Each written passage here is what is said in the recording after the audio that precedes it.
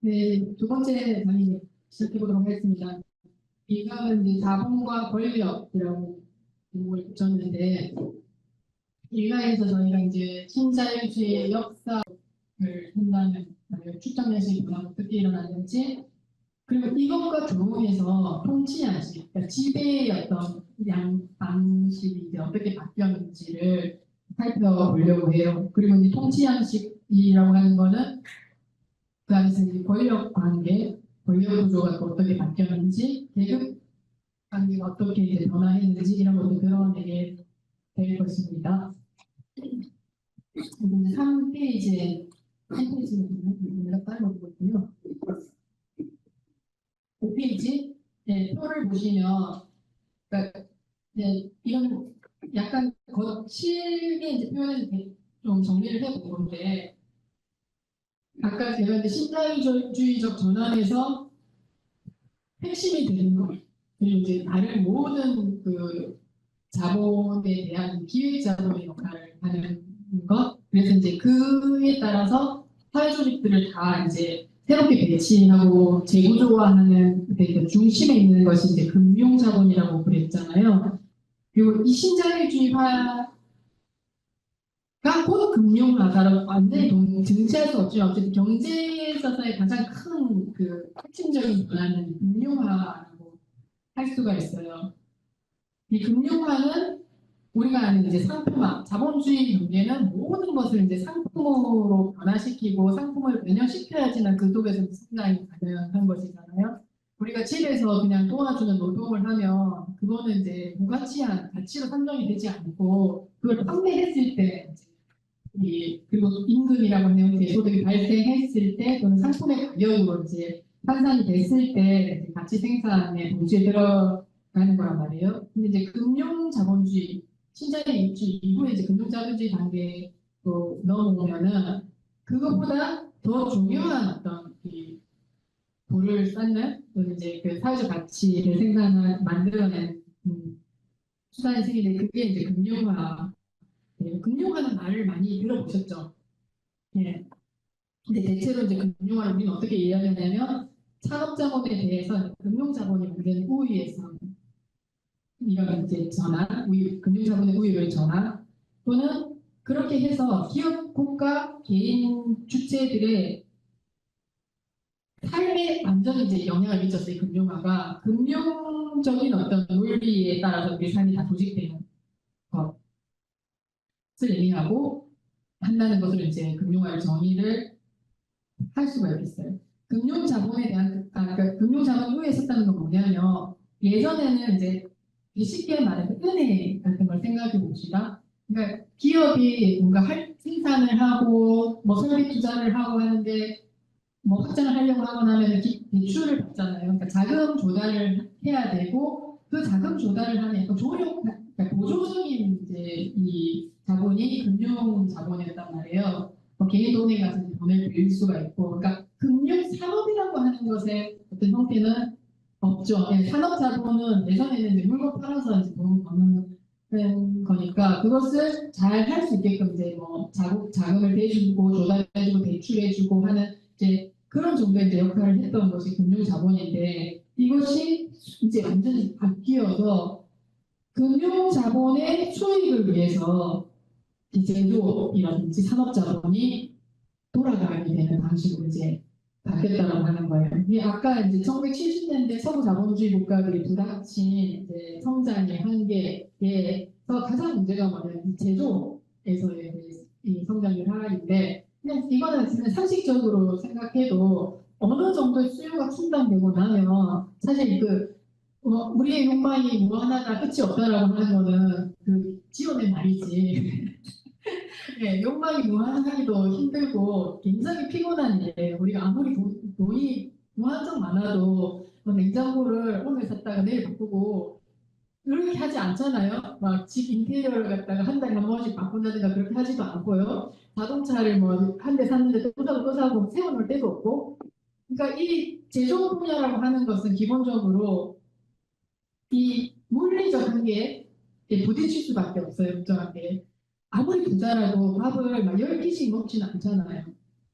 물론 비싼 다는 없지만, 그러니까 이게 이 대량 생산과 대량 소비 체제라고 하는 것은 시장이 어느 정도 팽창이 되고 그 수요가 어느 수준에 좀 도달하게 되면은 이전만큼 그렇게 막 이렇게 이제 냉장고 없던 사람이 냉장고 다 샀어. 그 다음에 이제 새 냉장고로 바꾸는 때는 그 냉장고 시장이 확대될 만큼의 속도로 수익 또는 그만큼의 수익을 내지 않는 단계에 도달하는 거죠. 그래서 나 거기다 복잡한 기술을 넣어서 비싼 냉장고를 뭐 만든다든가 이런 걸 할 수도 있지만 그렇다고 해도 방금 말씀드린 이제 그런 불편함의 이유에서도 있고 사람들 친숙해지는 이 기술을 오래 쓰고 싶은 뭐 그런 등등등 해서 이제 그 물건에 대한 어떤 욕망이라든지 수요가 계속해서 이제 같은 비중으로 꾸준히 증가하지 않는단 말이에요.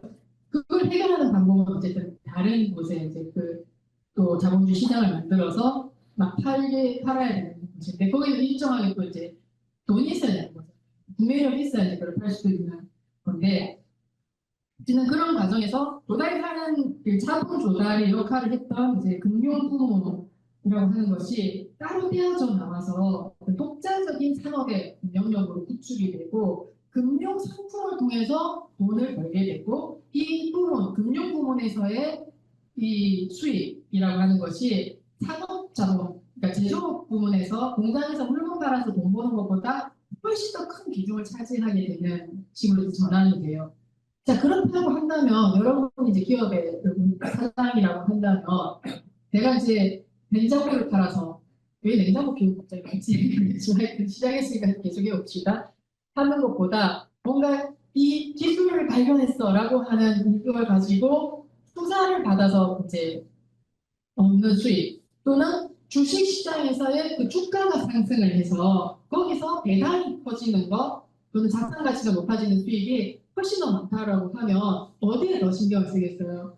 금융 부문에서의 수익을 높이는 데 훨씬 더 이제 신경을 쓰겠죠. 근데 금융 부문에서 이제 수익을 높이는 거는 주가, 뭐 자산 그러니까 기업 가치가 이제 높아지는 것이고 그 기업 가치를 누가 평가하냐면 그 평가 기관들이 또 대부분 금융자본 그리고 이제 그 주식을 많이 사야 될 거잖아요.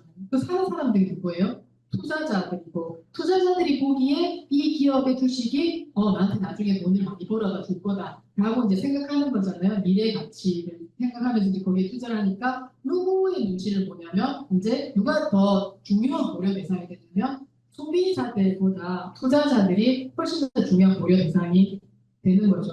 그래서 나중에는 진짜 이게 어떻게 어느 정도까지 가냐면 제조 판매를 통해서는 계속해서 적자를 보더라도 그 적자를 합의하고도 훨씬 더 많은 부분은 이 투자를 유치하거나 주식시장의 주가 상승을 통해서 자산이 더 커지는 식으로 된다라고 하면은 적자를 감내하고든지 하는 거예요. 그래서 우리가 많이 쿠팡도 독점이 될 때까지 지금은 흑자인가? 네.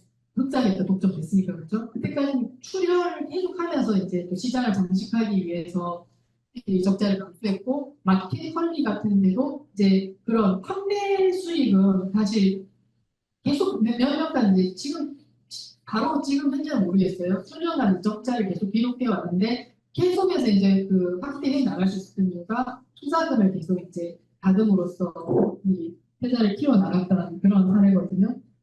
저도 이걸 잘 몰랐는데 예전에 한번 그런 질문이 든 적이 있어요. 저가 항공사가 나왔을 때 그리고 이제 서핑 그 비교 이제 막 그런 것들이 나오고 호텔에서도 막 그게 가격이 일정하지가 않잖아요. 뭐 숙박이나 이런 것들, 뭐 에어비앤비, 뭐 숙소 예약할 때 보면은 금요일은 엄청 높았다가 어느 정도는 막 똑같이 이제 토요일인데 아침에는 높은데 밤에는 또 뚝 떨어지기도 하고 이제 막 그런단 말이에요. 근데 그 비행기의 좌석을 그렇게 땡처리 해가지고 손님들을 싣고 가면 기름값이나 번지나 이런 생각이 한번 들었던 거예요.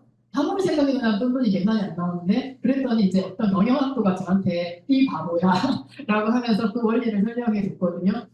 그러니까 이거 팔아서 그 돈을 가지고 우리는 그렇게 생각하는 게 산업자본주의 이제 전형적인 논리잖아요. 그 수익에서 기름값 내고 그다음에 그 기계 정비도 하고 노동자들 임금 주고 뭐 하고 나서 남는 돈이 이제 경영진건 자본가 가든 수익이 될 거잖아요. 근데 이게 거꾸로 되면 적자가 되는 거잖아요. 처리를 해버리면 그 수익 이게 줄어드니까 이게 되나 했더니 그게 아니라 그렇게 해서라도 왜 이걸 자석을 다 이제 뭐 자석 이율이 20% 30% 이렇게 있을 때 횡처리를 해서라도 많은 자석을 채워가야 되는 이유가 뭐냐면 그게 지표에 있다는 거예요. 그래서 그 기업 평가의 지표에서 다섯 개의 어떤 그 점유율 얼마나 이제 되냐가 중요하기 때문에 거기서 을 안 깎아먹고 그러니까 기업의 이제 어떤 성장 가치와 현재 이제 경영의 이뭐 점수의 평가를 하는 이제 점수를 내릴 때 기업 평가를 낼 때 그걸 놓치지 않기 위해서 그렇게 한다라고 얘기를 하더라고요. 그게 설명을 드리니까 와 근데 이제 그게 언제 확인이 됐냐면 팬데믹 때, 그러니까 이동이 이제 제한이 되잖아요. 금지가 되고 사실 때 비행기 여행도 다 못하고 하고 있었는데 비행기들이 손님을 실지 않고 공회전을 했었어요.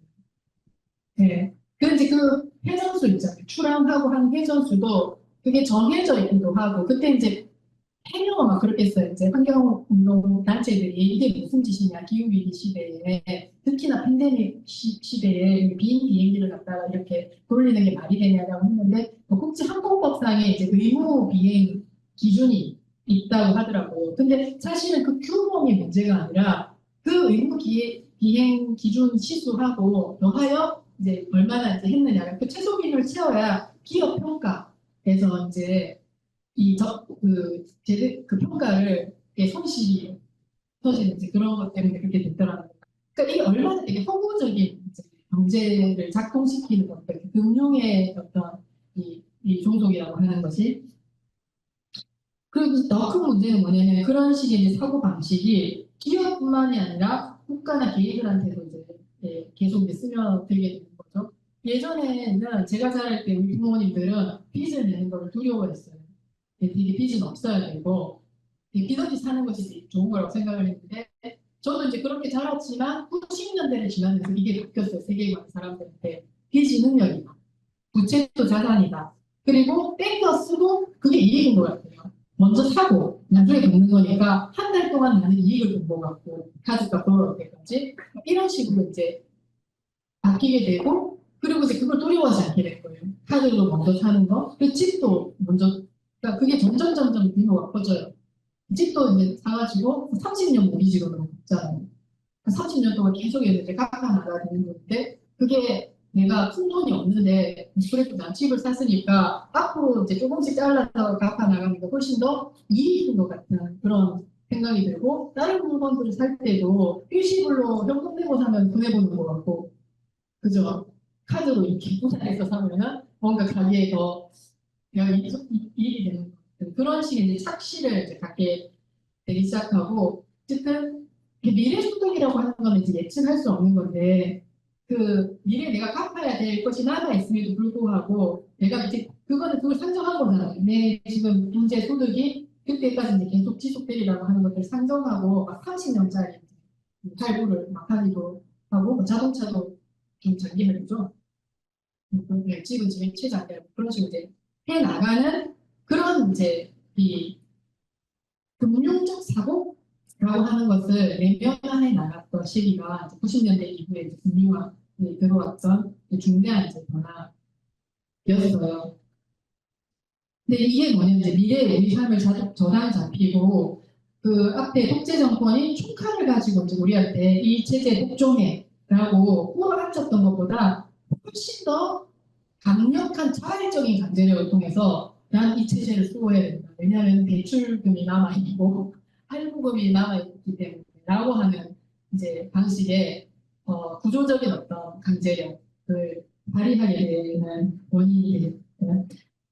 또 여기서 얘기하고 싶었던 건 이제 핵심은 뭐냐면 어쨌든 축적 양식이 변화함으로써 통치 양식에도 금방 이제 말씀드린 것처럼 변화를 가져왔다라고 하는 것이고 이 산업자본주의 시대의 축적 양식과 그 당시의 통치 양식이 서로 조응했듯이 후기자본주의의 축적 양식과 통치 양식이 서로 조응한다는 거예요. 근데 지금 우리는 엇박자로 이 생산 양식, 축적 양식은 이미 후기 자본주의 적인 양식으로 들어섰는데 통치 양식에 있어서는 계속해서 옛날 거 생각. 자유민주주의를 하자라고 하는, 또는 그걸 아니면은 잘못됐다라고 이제 대응하는 방식으로 이제 간다라고 하는 거죠.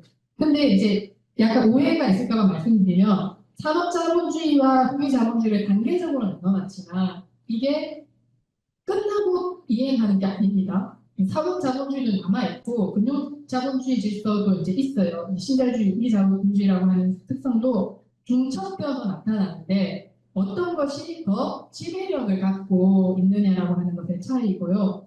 후인자본주의로 이행한 국가들도 아까 식민지 체제를 말씀드렸듯이 제조 필요하잖아요. 근데 이제 공장만 인정시켜놨을 뿐이지, 사실 이제 그 지리적으로는 다 글로벌 공급망이라고 하는 형태를 통해서 이제 이 산업자본주의적 축적 양식에 또 훼손하고 있어요. 그러니까 탄피게 해갔다. 산업 구조조정을 통해서 한 단계 나은 어떤 산업 구조로 나아갔다. 이렇게 보는 거는 되게 착시라고 하는.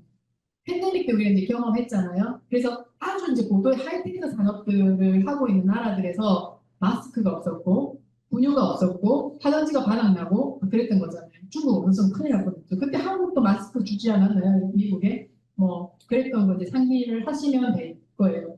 그래서 이게 이제 뭐 이행하고 탈피하고 선차적으로 이제 나아간 것처럼 이렇게 어떤 시간적인 핑로를 가진 이행처럼 보이지만 그런 것은 아니라 다른 방식으로 이제 구조가 되어 있다고 하는 것이고, 그런 차원에서 이제 이 두 개를 이제 비교를 해 보시면 좋을 것 같아요.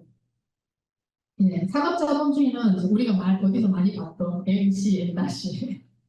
네, 이 돈, 상품, 돈이거든요. 네, 이거는 이제 제조업의 기본 원리잖아요.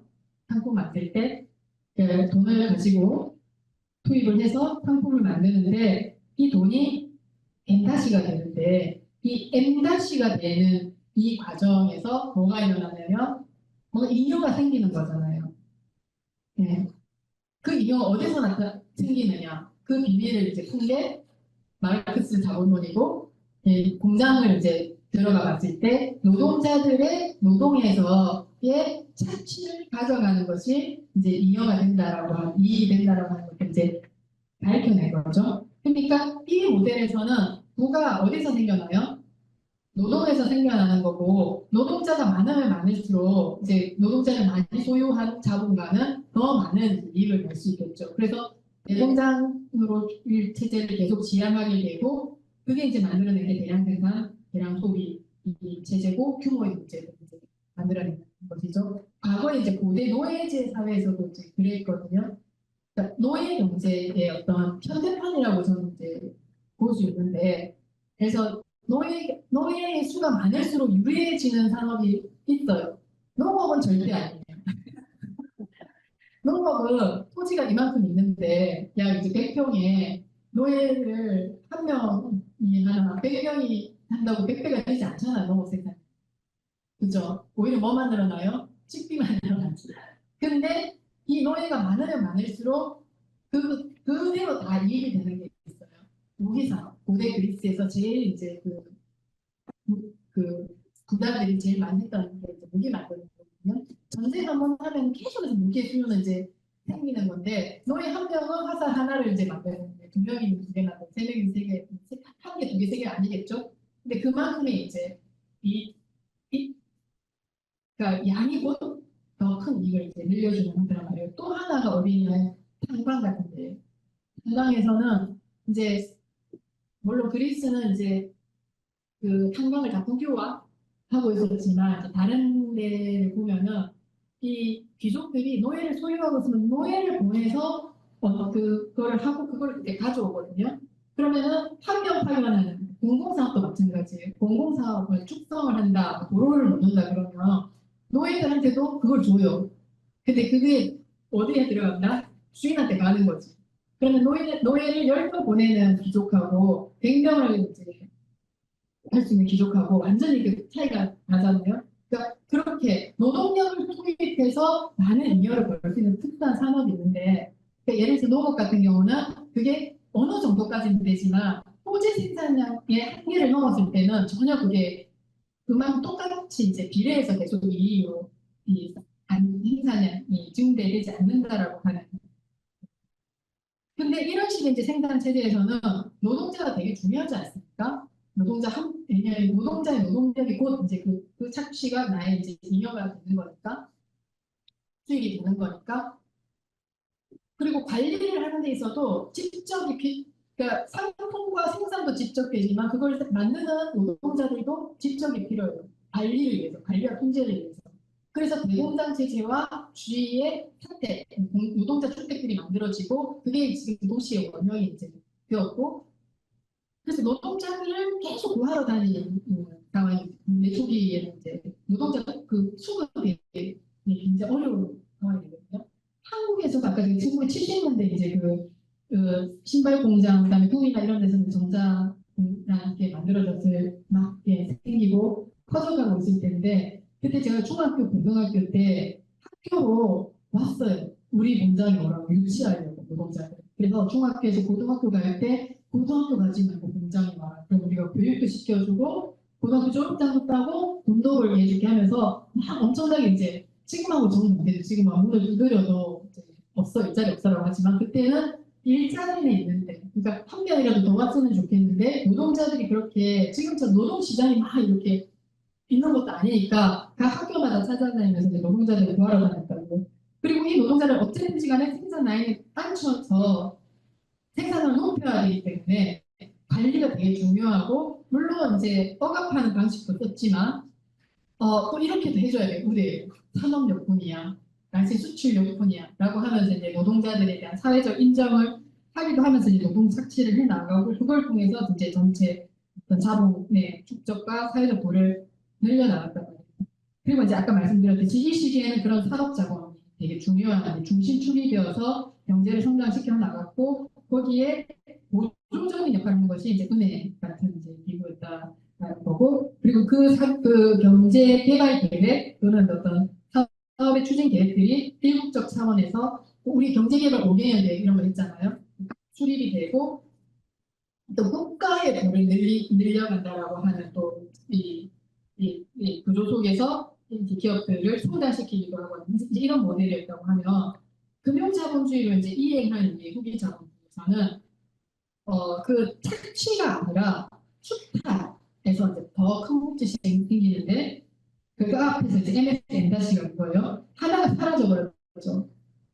네, 상품을 팔아서 이거 내가 50원 들여서 이거 만들어가지고 100원 받고 팔아가지고 이제 50원이 남기는 이게 아니라 MS 엔다시는 뭐냐면 돈이 되는 거예요. 그러니까 상품화 단계를 생략한 뭐지 이게?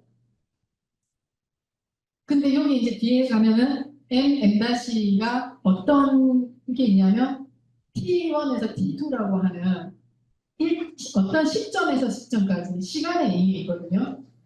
그러니까 시간이 지나면 M-가 되는 거예요.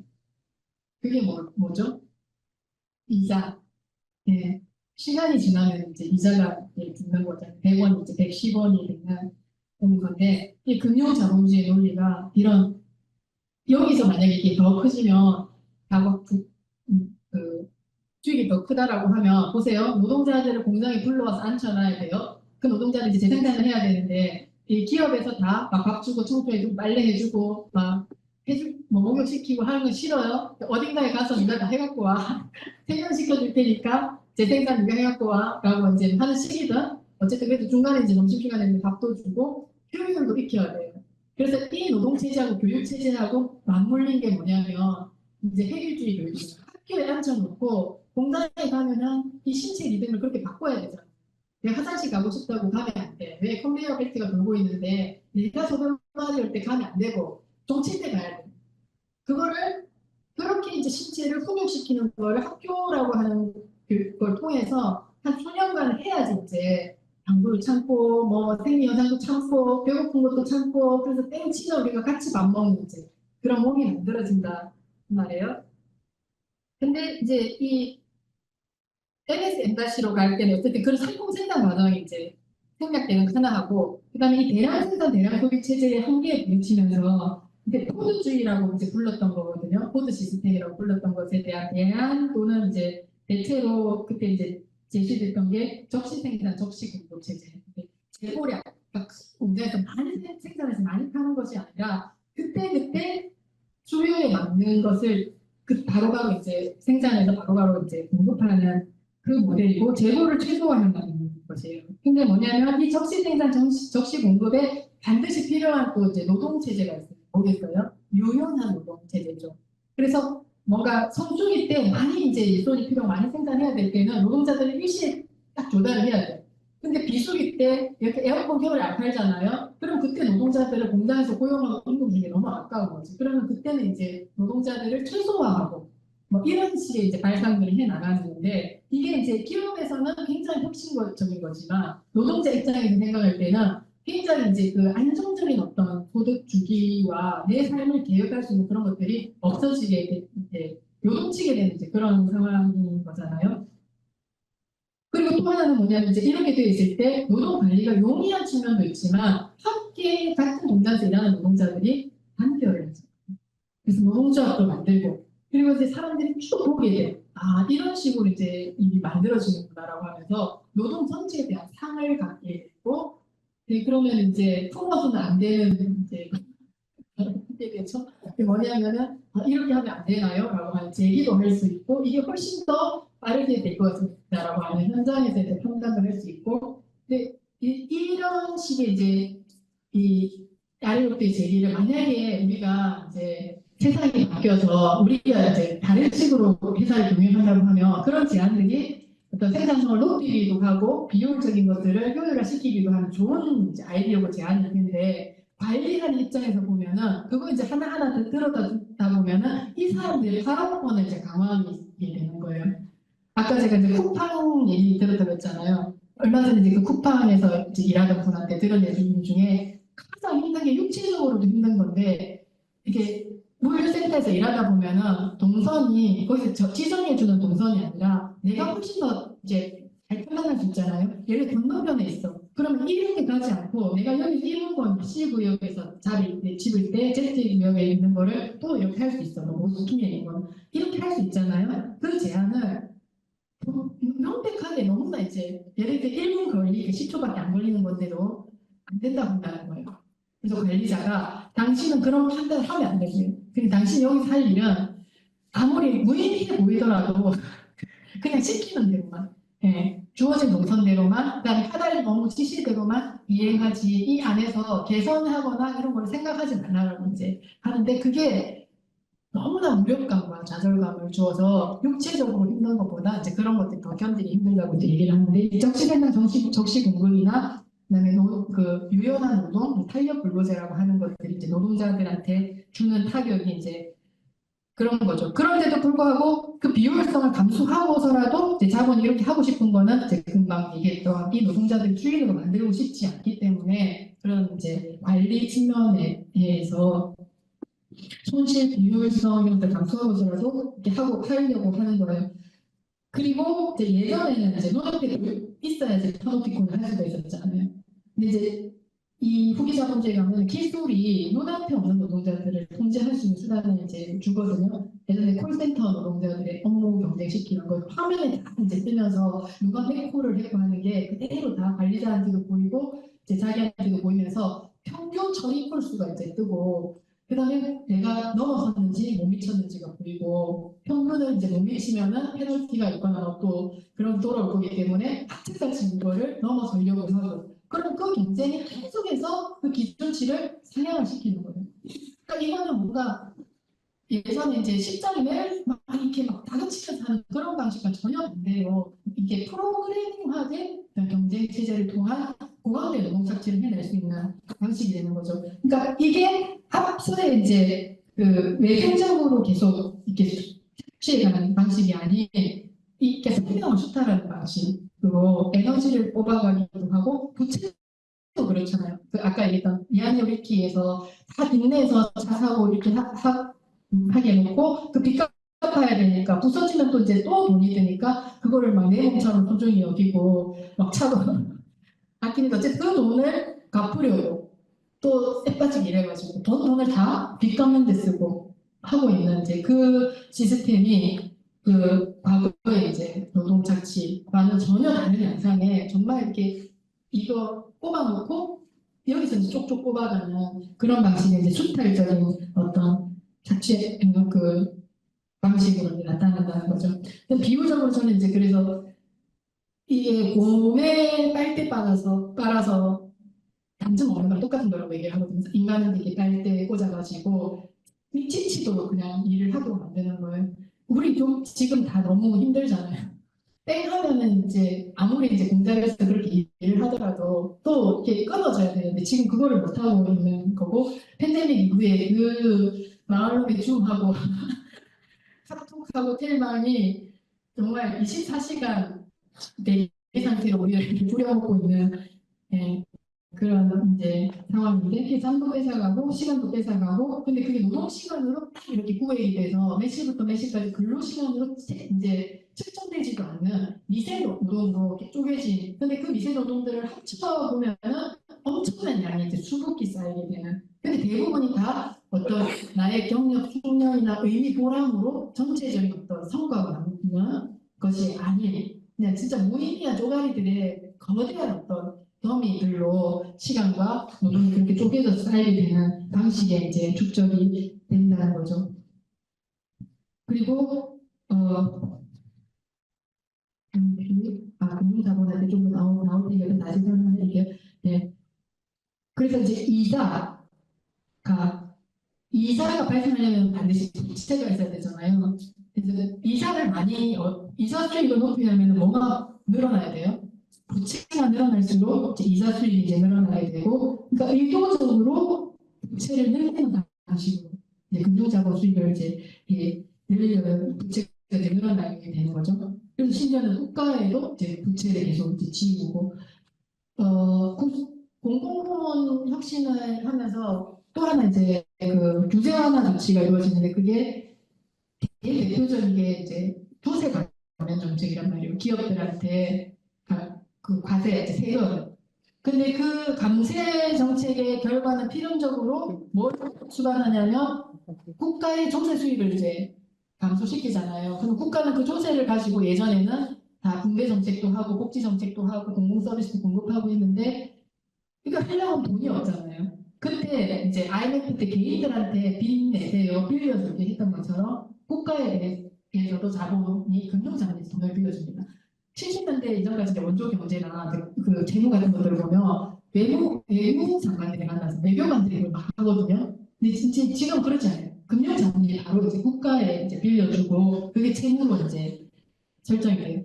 금융자본은 개인한테도 아까 소액 대출이 엄청나게 이제 큰 어떤 그걸 마련하는 거였지만 이 저수지 뽑아낼 수 있는 덩어리가 클수록 이제 부채 규모가 클수록 수익이 큰 거잖아요. 금리 수익이 큰데 국가한테 빌려주는 거는 막 조단이 막 이런 거니까 막대나는 거잖아요. 그러니까 국가의 부채가 늘어나면 늘어날수록 이제 큰 이익이 되는 거예요.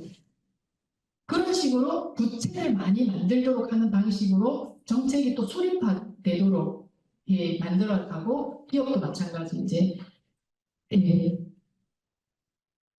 부채 없이는 이제 할 수가 없는 상황인 거죠. 그래서 산업자본이 금융자본을 통해서 이제 배운 거예요. 그래서 지금은 삼성 아까 이제 뭐 그 서비스업을 하든지 제조업을 하더라도 명목상 만들어내고 있지만 명목상 기술 개발도 하지만 사실은 그걸 통해서 대기업들이 투자를 하거든요.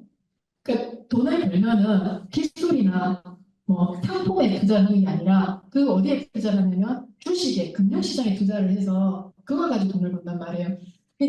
개인 또한 그러니까 자기 기업의 어떤 자산 가치가 높아지는 거 하나가 있고 또 있는 돈을 다른 데 투자를 해요. 다른 기업이라든지 이제 금융에 투자를 해가지고 돈을 버는 거를 이제 배워서 거기에 계속해서 이제 경영이 이제 기록하고 이제 낮춰지게끔 되는 거죠. 그래서 금융자본의 한마디가 이제 산업자본을 쥐고 흔드는 형태로 바뀌어요. 다보스 포럼이 이제 대표적으로 그런 뭐 글로벌 금융인 뭐 자본가 인터내셔널이라고 이제 부르는데 그게 세계은행 다보스 포럼 같은 데서 의제를 만들면 예를 들어 4차 산업혁명 같은 게 그랬어요. 4차 산업혁명으로 바꿔라고 하고 몇 달 만에 제가 사는 강원도 인제에 시내버스에도 버스 옆구리에 4차 산업혁명 이런 게 있더라고요. 노무원 6차 산업 이제 됐고. 근데 그러면 이제 이때 어떤 일이 벌어지느냐라고 하면 이제 노동자도 이제 바뀌게 되죠. 이렇게 노동자 한 명이 돈을 벌어주는 얘 한 명 있을 때 여기서 이제 착취 맹목이 생기는 노동자인데 이 금융부문에서의 수탈의 몫이 커지게 되고 이걸 명목상 이제 제조 산업 부문을 유지해 나가게 되면 노동자가 비용으로 환산이 돼요.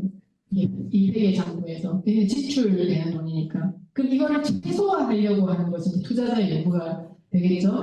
그래서 이 노동자를 바라보는 노동 관리라고 하는 관점에서도 되게 중요한 이제 하나가 생기게 됩니다. 근데 이런 식의 이제 이 자본주의의 성격, 뭐 축적 양식의 변화가 통치 양식도 이제 변화를 시켜서 이제 노동자들의 협상력이 생기지 않게 되는 거죠. 그래서 과거 이제 코퍼레티즘 같은 노사정 이 협의 협력 시장 구조 이게 이제 가능했던 이유는 어쨌든 협상력이라고 하는 거는 현실적인 힘이 있어야 되는 거잖아요. 사실 노사정이라고 하는 것도 상급 구조는 아니에요. 보면 그때도 자본이 엄청 힘이 강했지만 국가가 조금 편 들어줘가지고 왜 그러느냐면은 이제 그때는 계급적 정당, 뭐 이념 정당이었으니까 자기 지지 기반을 다수의 노동자 계급에서 찾고 노동조합이 그런 조직력들을 갖고 있었고 그 조직들을 기반해서 진보 좌파 정당들이 집권을 하고 그러면 그것에 대해 상응해서 이후에 이제 친노동 정책들을 펼쳐나가고 하는 걸 통해서 자본을 조금 복제하면서 이제 힘의 균형을 만들어냈던 것이라고 이제 볼 수 있단 말이에요. 근데 이제 이 후기 자본주의적인 생산 체제, 축적 체제로 가서는 그 노동자들의 어떤 탄결이 일단 이제 제일 먼저 파쇄되고 노동자들에 대한 공격, 그다음에 경쟁주의, 아까 이제 노동 총재 방식이 바뀌었다라고 했잖아요. 어쨌든 외부에서 누가 때리면은 우리는 그것에 대한 저항하면서도 단결할 수 있어요. 근데 서로를 경쟁을 시키면은 그때부터는 뭐가 되냐면 서로가 이제 서로의 적이 되잖아요. 그런 풍요를 통해서 이 협상력들을 이제 와해시켜 나가면서 자본이 점점 더 사회 안에서 압도적인 어떤 우위에 서게 됩니다. 아까 얘기했듯이 이제 산업자본에서는 그게 가능하지 않다 한계가 있어요. 파업을 한다라고 하면은 생산에 차질이 있기 때문에 어쨌든지 간에 좀 달래기도 해야 되고 임금 인상 좀 해줘야 되고 다 할 수 있지만 지금 이제 미국 자본주의에서는 그렇게 되지 않아도 되는 또 이제 다른 상황이 또 하나 생기죠. 자본이 국경을 마음대로 넘나들게 되어서 파업을 한다? 좋아 그러면 우리 공장 문 닫고 다른 데로 이전하면 돼 라고 이제 해버리니까 파업이 이제 무력화되고 그 속에서 점점 이제 이 어떤 조직에 기댈 수 없는 그러니까 노동자들의 힘은 거기서밖에 나올 수가 없잖아요. 그 거대한 자본을 가진 것도 아니고 근데 그 수단을 발휘할 수 없는 노동자들이 어쨌든 살아남기 위해서 해야 되는 거는 이제 그 경쟁 속에서 계속 살아남아야 되는 거라는 거죠. 그래서 예전에 이제 복지국가 또는 이제 이 산업자본주의에서 국가라고 하는 것들이 이제 서구 자본주의 국가가 근대 국가도 마찬가지죠. 처음에 국가를 수립할 때도 그랬고 이때도 이제 새로운 어떤 국가 질서, 나중에 질서를 수립할 때 굉장히 통합적인 어떤 구심력을 발휘를 해요. 국민이 되어라, 노동자가 되어라, 끌어당기는 거예요. 흩어져 있지 말고 여기서 이제 모이고 그게 내 눈에 보여야 되고 라고 하는 이제 구심력을 발휘를 하는데 후기 자본주의에서는 그렇지 않아요. 밀어내요. 상관없어. 그냥 어디서든지 가서 살아남고 그다음에 공장에 모여 있지 않아도 할 수 있어. 통제를 우버 택시나 뭐 그런 것처럼 기술적 통제를 할 수 있다라는 이제 그런 조건 속에서 원심력을 이제 발휘하는 통치가 나타나게 됩니다. 그리고 이제 자유주의 정치 질서를 대표하는 정당 정치, 의회 정치, 법치주의라고 하는 거는 그 아까 얘기 나왔던 그 지형도에서 전후 30년 체제에 있잖아요. 그런데 시민사회가 압박을 가하기도 하고 노동권이 강화되어서 그런 이제 정부에 대한 압박을 표를 통해서도 해낼 수 있고 라고 했을 때 작동하는 모델이었다고 하는 거예요. 그 제한적인 민주주의이긴 하지만 그래도 일정하게 우리가 지금 생각하는 이제 정치라고 하는 대의라고 하는 것이 작동할 수 있었던 모델이라고 한다면 지금 이제 그 자유주의 정치 질서가 해체되고 정치고 이제 신자유주의 모델이 마당에는 그 모델이 작동하지 않아요. 아까 그 투자 받아서 수익을 더 크게 만드는 모델이 정치에도 이제 적용이 되거든요. 그러니까 소비자나 시민이 더 이상 중요하지 않듯이 정당에도 유권자가 아니라 투자자가 중요해요. 그러니까 이 지지를 받아서 그 약속을 돌려주는 것이 아니라, 그러니까 고정된 지지층이 아니라 이 노동자들처럼 유연하게 이제 유동하는 노동시장처럼 이 표의 시장이라고 하는 것도 표라고 하는 것도 이리저리 유동하는 이제 어떤 이 액체 같은 거라고 이제 상정을 해요. 그래서 언제부턴가 우리한테 그 말 계속 많이 들렸잖아요. 광고는 부동층이다. 선거 때마다 부동층 이제 얘기하는데 부동층이 예전에는 사실 부동층의 개념은 지지층과 지지층 사이에 있는 조금 한 10% 부동층이었는데 지금 그게 아니라 부동층이 30% 40% 엄청나게 이제 커져버린 이런 상황. 그래서 이 부동층에 대해서 매력적인 어떤 투자에 유의를 줘야 되면 이거를 이제 투자자 주체성과 피투자자 주체성으로 이제 재구획을 하기도 하는데 어쨌든 정치도 소비자들이 뭔가 이렇게 공약을 쇼핑하듯이 이 표를 이제 찍어주기도 하고 또는 투자 행위처럼 저 정당에다가 투자를 하기도 하고 정당도 마찬가지로 이거를 정치를 상품화해서 이제 정치 지장이가 파는 것처럼 득표를 그렇게 해석하고 또 투자를 받는 것으로 이제 해석을 하게 되면서 외형상으로는 정치 같은 것이 있어요. 근데 그 실제 내용은 작동하는 내용은 전혀 정치가 아니라 사실은 철저하게 이제 시장의 어떤 논리에 따라서 조직되고 있는 것이고 외형적으로는 정당이 있어요. 근데 그 정당이라는 단체 사실 굉장히 기업적이거든요. 기업 경영적인 방식으로 투자도 받고 운영하고 있는 거예요. 그래서 돈이 안 되면 안 만드는 것처럼 표가 안 되면은 공약을 안 개발 안 하고 이게 조금 나쁘더라도 돈이 될 것 같으면은 엄청나게 이제 막 꾸며가지고 이렇게 상품화하거나 이렇게 투자 가치를 높이는 것처럼 마치 이제 정당들도 그런 식으로 하고 있는 거예요. 그래서 90년대 이후에 정당들이 여야 상관없이 공약이 비슷하게 나타나거든요. 그걸 이제 대중정당화가 되었다고 하는데 이때 대중정당화는 좋은 의미가 아니고요. 그러니까 그냥 이 어떤 이념이나 가치 또는 지지층을 조직하고 그래서 그걸 가지고 정치 이념을 구현해내려고 하는 정치가 아니라 대중 소비자들의 요구에를 따라가지고 그거를 정치 공약으로 상품처럼 개발하고 그렇게 내다 보면 요거 비슷하잖아요. 우리 동네 뭐 만들어줘. 뭐 해줘라고 하는 것들을 그대로 다 이제 공약으로 해서 만들다 보니까 여야가 사실 이제 큰 차이 없이 비슷해진 거예요. 그렇게 해서 비슷해지니까 차별성을 어디서만 가지고 올 수 있어요? 독재야, 반독재야, 뭐 친일이야, 반일이야, 뭐 이런 아니면은 어떤 쟁점 한 사안에 대해서만 하대하게 증폭시켜서 거기서 엄청난 이제 갈등과 분열을 만들어냄으로써 우리는 너네랑 다른 우리야, 우리는 이런 정당이야라고 하는 그 선명한 차이성을 만들어낼 수 있게 되는 거죠. 그리고 이 법치주의와 사법주의가 이제 다른 것인데 어쨌든 법치주의는 이 70년대 이전까지 이제 서구 자본주의 국가들에서 되게 중요한 역할을 해요. 시장이 돌아가기 위해서 반드시 작동해야 되는 게 이게 이제 법에 의한 구성이거든요. 돈 안 갚으면 안 되게끔 해야 되잖아요. 물건 사면 이렇게 돈 내야 되고 뭐 빌리면 갚아야 되고 이제 그런 시장 질서가 어기면 안 되는 거잖아요. 근데 예전에는 이걸 이제 이런 식의 이제 규범으로서 사람들한테 강제하는 게 종교적인 것을 천국 가야 되잖아요.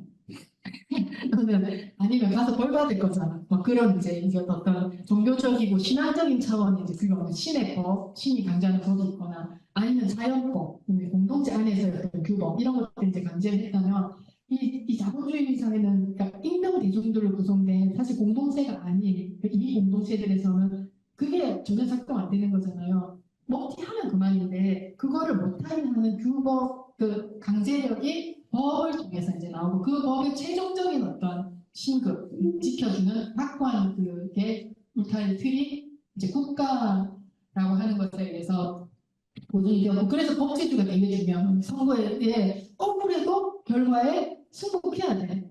그리고 그걸 계속해서 사회의 어떤 법칙으로 규범으로 만들어 나가는 게 되게 중요했던 거라고 한다면 이 사법주의는 이제 그게 아닌 거예요. 그러니까 이제 공법과 사법의 차이를 써놨는데 위에 있는 사법주의는 밑에 나오는 사법이 아니에요. 그러니까 법으로서 해결하게 하는 그 사법주의 얘기하고 밑에는 사적인 법, 이제 민법 같은 거 있잖아요. 개인 간의 소송과 쟁의가 이제 형법이나 공법보다 훨씬 더 이제 중요하게 되고 대부분 문제를 그런 식으로 해결해 나가려는 방향으로 이제 가게 되는데 그러다 보니까 이 법에 따라서 이제 법정으로 가서 분쟁을 해결하고 뭐 이게 하는 방식이 이 구축이 되면서 정치 역할이 굉장히 축소된 거예요. 예전에 이제 그런 게 생기면 정치적으로 해결을 하고 정치적으로 해결했을 때 우리가 합의를 해냈어. 그러면 그걸 지켰는데 이제 안 지켜. 그러니까 이제 그러면은 법원에 가서 땅땅땅 해가지고 3대 뭐 7, 6대 4 판결 갖고 돈 얼마 내고 이런 식으로 이제 법정으로 떠넘기고 사실 꼴찌 같은 일을 회피하려고 하는 거죠. 왜냐하면 그런 입장을 확고하게 가지게 됐을 때 그게 반대하는 사람은 나한테 표를 안 줄 거잖아요. 그럼 이거는 이제 내가 이 표가 떨어져 나가는 거니까 아주 선명한 쟁점이 되는 부분에 대해서는 그런 입장을 정당들이 정당 입장을 안 가지려고 하는 거예요. 어디에 미루냐면 법정으로 밀어서 거기에 이제 판결을 받게 하는 방식으로 가면서 사법주의가 강화가 되는데 이게 이제 정치의 기반을 굉장히 취약하게 만들고 훼손시키는데 일조를 하게 된다라고 하는 거예요. 그래서 맨 밑에 제가 법과 계약이라고 써놨는데 이거 고쳐서 다시 써주세요. 그러니까 앞에가 법과 계약이 되게 중시되는 거고 뒤에는 뭐냐면 도정과 중재 중심으로 이제 돌아가게 되는 거예요. 통치 양식에서 이제 지배를 할 때 어쨌든 다도 억압적으로 할 수가 없는 거잖아요. 이건 왕정도 아니고 그럼 이제 독재라고 들고 일어날 거고 어쨌든 그 지배 정당성이라고 하는 것이 합리성과 이제 법에 따라서 이렇게 한다라고 하는 그거에서 이제 지배 정당성이 나오는 거에서 이 법과 계약이 되게 이제 중요했던 것이 이제 이전에 사무자본주의 이전까지의 그이 통치에서의 중요한 수단이 이제 법과 계약 지표라고 하는 것이었다면 특히 이제 서구 사회에서는 계약이 더 중요해요. 서구의 그 서양의 정치 사상, 비자유주의 정치 사상에서 되게 중요한 이제 국가 건설 신화가 하나 있거든요. 뭐냐면 국가가 계약에 의해서 사회 계약은 원초적 계약이라서 우리가 확인할 수는 없는데 하여튼 어느 시점에서 계약을 했어.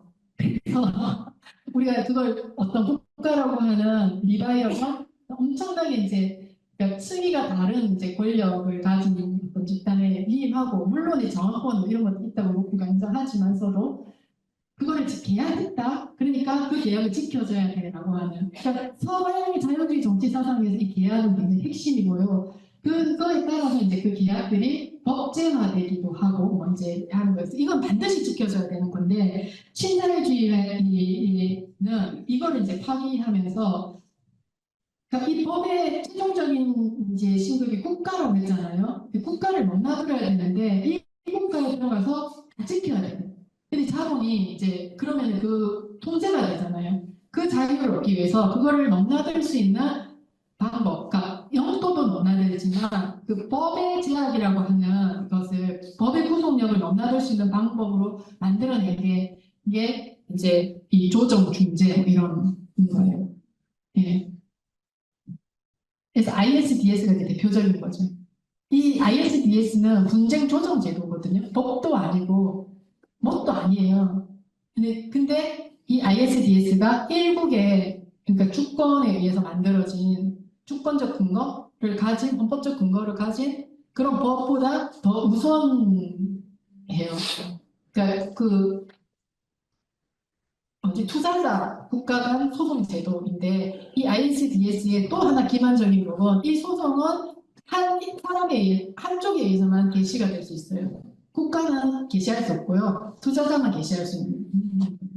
왜? 그러니까 명분은 국가는 강자고 우리는 약자니까. 근데 지금 사실 그렇지 않잖아요. 투자자가 어떤 뭐 큰 강대들보다는 뭐 그럴 수 있겠지만 대부분의 이제 많은 작은 국가들이나 이런 데 비교해 보면은 훨씬 더 이제 크고 또 소송에 갔을 때도 엄청나게 이제 이런 법조 저기 어떤 조력들을 받을 수 있고 로펌에 유능한 사람들 다 훨씬 다 돈이잖아요. 돈을 줘서 이제 기용할 수 있기 때문에 항상 재판 결과를 보면은 이제 재판 아니 소송 결과를 보면은 더 유리한 결과를 얻는 경우가 많거든요. 그래서 이런 식으로 이제 과거 산업자본주의와 복지국가의 어떤 조응이 후기 자본주의에서는 이런 이제 금융자본주의에 조응하는 형태의 통치 방식, 질서로 이제 바뀌어 나갔다고 하는 것이고, 이런 이제 운동이 이 사회관계에서 여러 측면에서 이제 영향을 미치는데, 자본과 자본 간의 관계, 에서도 영향을 미치고, 그거는 이제 앞서 설명드렸던 산업자본과 금융자본의 관계를 봤을 때 금융자본이 호의성과 주도성을 확고하게 지니는 방식으로 변하게 되고, 그 다음에 이 자본 내부의 경쟁도 굉장히 치열해져요. 그래서 이제 자초 산업 한계 자본들이 계속 이제 가파르게 정리해 나가면서 독점화되는 양상들을 이제 보이게 되고, 그 다음에 금융자본과 산업자본의 경계가 흐려져요. 이건 이제 은산분리법, 금산분리법의 이제 해체를 통해서도 이제 나타나는 현상인데, 아까 이제 아니 금융자본 얘기하면서 또 할 거니까 시간상 넘어갈게요. 네, 어쨌든 그래서 살짝 설명하면 그런 거예요. 예전에 은행은 우리가 저금하는 은행이었잖아요. 그래서 사람들한테 저금 받은 거 빌려가지고 이제 또 대출해주고 하는 거였는데 은행이 금융 상품을 만들고 막 주식 투자하고 은행에 가서 이런 건 없었거든요. 그 90년대 이후에 이제 금융시장 개방되고 금융 선진화법에 의해서 이제 할 수 있게 된 거예요. 그러니까 철저히 저축은행하고 그다음에 증권시장이나 이런 데 투자하는 투자은행하고 분리가 되어 있었는데 지금은 그게 구분이 없어졌어요. 이게 이제 자본과 자본 간의 관계에서 하나, 금융자본 내부에서 이제 그렇게 나타나는 현상이고, 그 다음에 산업자본하고 금융자본의 생리가 이제 비슷하게 수렴되는 거. 그래서 금융자본도 또 이 산업자본을 소유하면서 금융상품과 매칭시켜서 계속 또 이제 어떤 이 상품화를 주동하기도 하고, 또 산업자본은 상품화를 넘어서서 그러니까 상품화만 아닌 이 금융화를 통한 금융 수익들을 또 창출해내려고 하는, 그게 어떻게 보면 지금 기업 경영에서 포트폴리오에서 이것과 이것의 어떤 비중을 얼마나 할 것이냐 이런 정도로 이제 되게 많이 지금 이제 섞여져 있어요. 그게 왜 위험한지는 이제 다음 강의에서 또 설명드릴게요. 그 다음에 자본과 노동의 관계에서도 이제 이것들이 중대한 영향을 가져오는데, 기업 경영에서 이제 생산자, 노동자나 소비자가 아니라 투자자가 가장 중요해져서 투자자의 요구가 경영의 어떤 원칙들이나 정책에 큰 영향을 미치는 것인데, 투자자 관점에서 어쨌든 이게 비용을 최소화하고 수익을 최대화하는 것. 그래서 그 배당받는 그 몫을 늘리는 거잖아요. 이 논리 속에서 이제 노동이 임금으로 계산돼서 이제 비용으로 이제 계산되는 거. 그래서 이제 이거는 노동자들한테 계속 이제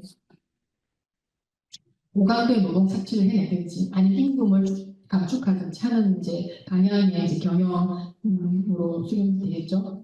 예전에 제가 이제 경영학과의 학생한테 그런 얘기를 들은 적 있어요. 수업을 듣고 이제 이때 노동 뭐 이런 얘기를 많이 했을 거잖아요. 많이 했는데 끝나고 나가면서 자기 경영학과인데 오늘 수업을 들으면서 노동이라는 말이 너무 생경하대요. 난 그 말에 깜짝 놀랐거든요. 경영이라고 하는 거는 기본적으로 뭐 재무관리, 노무관리 이런 건데 왜 경영이라고 하는 건 노동자가 제일 중요한 거 아닌가? 그래서 사람을 이렇게 어떻게 해야 되는가? 그럼 무슨 뭐라고 하나요? 그랬더니 노동자라고 하는 말을 쓰지 않고 코스트, 비용이라고 한다는 거예요. 또는 인플로이 이렇게 표현하지 레이버라고 하는 워커 이런 거를 자기 경영 교과서에서 그렇게 경영 수업 시간에 안 들어갔다는 거예요. 그래서 저는 정말요? 네, 근데 이제 그게 그렇게 맨큐의 경제과 경영 교과서에서 이미 이제 사람이 삭제된 거죠. 그러니까 금융자본에서 가장 큰 어떤 이거를 상징적으로 비유해서 말하자면 저는 회계장부 경제가 바뀌었다라고 이제 얘기를 하거든요. 그러니까 실물로 보면 회계장부상의 그 수익, 차 대조표가 이제 그게 이제 주가 되는, 그게 전부가 되는. 그거에 이제 실물이 매여있는. 사실은 개차대주고 그게 아니잖아요. 생산된 거 보고 재고조사하고 들어간 비용 투입해서 계산해서 그걸 만드는 건데, 그래서 이제 우리가 뭘 어디서 손실이 났나, 어디서 이익이 났나, 이걸 보는 게 이제 건데, 그게 아니라 회계장부가 더 먼저고, 거기에 맞춰서 이제 이걸 줄여라, 이거를 늘려라 하는 식으로 거꾸로 이제 회계장부의 경제, 거꾸로서 경제가 나타났다라고 하는 것이에요. 그러면서 이제 이게 계속 기계화 자동화를 추동하게 되고 이제 노동자들을 이제 계속 일자리를 박탈하는 결과를 낳게 되죠. 그러니까 일자리는 그냥 자동 축내는 것이 아니고 이런 과정을 통해서 이제 의식적으로 줄여 나갔던 거예요. 이것도 역시 이제 부메랑 효과가 조금 있기는 해요. 왜냐하면 이제 이 인간은 창조적인 존재지 않습니까? 자율성과 창조력을 발휘하는데 기계는 이제 그거에 대한 한계가 있잖아요. 키오스크에서 주문을 할 때 교차해서 섞을 수가 없잖아요. 그냥 번호만 누르게 사람이 주문을 받을 때는 그 메뉴판이 없는 것도 이거는 빼주세요, 이거랑 뭐 나눠주세요 이런 것도 이제 가능한데 그게 이제 안 되는 것이고 현장에서 이제 개선할 수 있는 많은 어떤 문제들의 직접적이고 즉각적 개선이 안 돼도 누적시키는 이제 그런 결과도 나올 수가 있고요. 그다음에 이제 예전에 그런 예도 있어요. 유럽에 여행을 가면은 캐셔들이 계산을 그렇게 못해요. 그래서 이제 예전에 사람들이 뭐 동양인이 수학적 우수해 막 그런 말도 했지만 사실은 이미 그때 이제 다 이 자동화된 계산기로 하고 있었기 때문에 그게 이제 그 숙련이 안 되는 거예요. 근데 이제 아시아 지역에서 한국도 그렇고 캐셔들이 되게 계산 빨리빨리 하거든요. 그 사칙 연산뿐만이 아니라 이제 계산하는 방법도 굉장히 다양하잖아요. 1,000원 따로 계산하고 3원 따로 계산하고. 근데 이제 가서 예를 들어서 2,000원이 나왔는 1,050원이 나왔는데 제한권이 없어가지고 아니 뭐지? 그러니까 왜 끝점 주는 거 있잖아요. 좀 들어줘 봐보세요. 네? 1,050원인데 2,000원을 주면은 2,000원하고 이거 요새 장난이 아니네. 아니지? 아니고요. 그건 아니고 알듯한데 네. 그러니까 계산하면 찍히면 그 정도만 딱 지켜서 그 돈은 줄 수 있는데 다른 방식으로 이제 주면은 그게 막 계산이 안 되는 이제 그런 경우가 있었단 말이에요. 아까 이제 그 리처드 세네시슨 생각하는 손 장인애들 보면 이제 그런 애들이 이제 몇 개 나오고 건축 현장에서의 이제 실제로 이 현장 변화 변동에 따라서 이제 집을 짓는 경우하고 테드가 설계해 주는 완벽한 이제 도면을 따라서 이제 집을 지을 때 훨씬 더 빨리, 훨씬 더 이제 견고하게 또는 훨씬 더 이제 변형해 가면서 집을 짓는 경우 그러니까 이 캐드가 아니라 그 현장 상황에 맞춰가면서 짓는 그런 이제 경우라고 하는 뭐 그런 예도 나오는데 이 기계와 자동화가 생산성 또는 효율성을 그렇게 드라마틱하게 높이지도 이제 않는 그런 경우가 생기게 돼요. 더 큰 문제는 뭐냐면 이게 어쨌든 이 완전한 자동화는 되어도 그러니까 이게 초과의 어떤 이 참신함이 안 생긴다는 게 문제예요. 설비나 원자재는 거기서 이제 노동은 계속 이제 압박을 넣어서 노동 생산성이라고 하는 것들을 끌어올릴 수가 있는데, 그러니까 노동에서부터 착취의 몫은 계속해서 이제 어떤 식으로든 안 좋지만 그 착취가 늘어날 수가 있는 반면에 설비하고 기계라고 하는 것들은 투자를 해놓으면은 거기서 이제 멈추잖아요. 거기서 더 안 커진단 말이에요. 처음에는 조금 차이가 나지만. 그래서 이제 장기적으로 봤을 때는 이 설비 부분에 대한 비중이 더 큰 것이 구조적으로 더 그 비중을 높이게 되면은 그 착취의 부분이 이제 계속 늘어나지 못하게 하는 면이 생겨요. 좀 헷갈리죠? 예. 이거 좀 다시 설명할게요. 금융자본하고 생명자본주의 얘기를 할 때. 네. 그래서 하여튼 이제 노동과 자본관계 변화에서는 이런 식의 이제 축적 양식의 변화가 노동자본의 어떤 권력 관계에 있어서도 그 이제 어떤 불평등한 관계를 더 심화시킨다라고 하는 것이에요. 그리고 지배 자본주의와 이제 플랫폼 노동자 통해서 방출해버리는 거, 노동자를 이제 통합해서 땡겨서, 그러니까 이 취업을 시켜서 이제 고용을 해서 그 고용으로부터 이제 착취를 통해서 이익을 벌리는 것이 아니라 방출하고 그걸 통해서 이제 이렇게 아웃소싱하는 거, 외주화하는 거, 그다음에 클라우드 소싱이라고 해가지고 요새는 뭐지 송고인가? 맞나요? 예, 거기 보면 이제 막 다 뿌려가지고 너도 나도 주문하고 또 이제 거기에 매달려서 제가 할게요. 우리 집에 이제 수도가 고장났는데 고쳐주실 분 하면 이제 다다닥 하거든요. 그러면 이제 평판하고 별점하고 이제 금액 비교해가지고 이렇게 꼽아 쓰고 하는데 이미 개인들도 그게 익숙해졌지만 그걸 먼저 이제 도입하는 거는 기업들이거든요. 그러니까 노동자를 고용해서 훈련시키고 숙련시켜서 그걸 하게 하는 게 아니라 밖으로 이제 그냥 소식 할 사람 많어라고 하고 그것에 대한 이제 교육도 너네가 배워라. 그 중에서 이제 골라서 쓰는 거고, 심지어 경쟁도 하니까 최저가 이제 입찰처럼 엄청난 이제 그런 우위에 서서 이제 그 노동력을 가져올 수 있는 방식으로 변화를 하게 되는 거죠.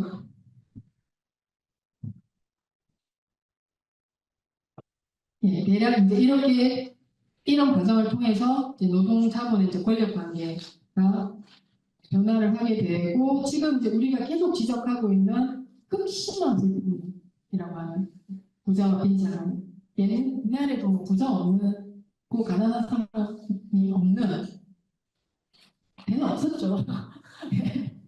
불평등 얘기하면 어떤 사람들이 그렇게 가난은 아무도 못 막는다. 불평등이 없었던 때가 어딨냐라고 하는데 지금 같은 불평등은 없었어요. 예를 들어 한 30배 정도 뭐 잘 살 수 있다. 그것도 엄청난 거잖아요.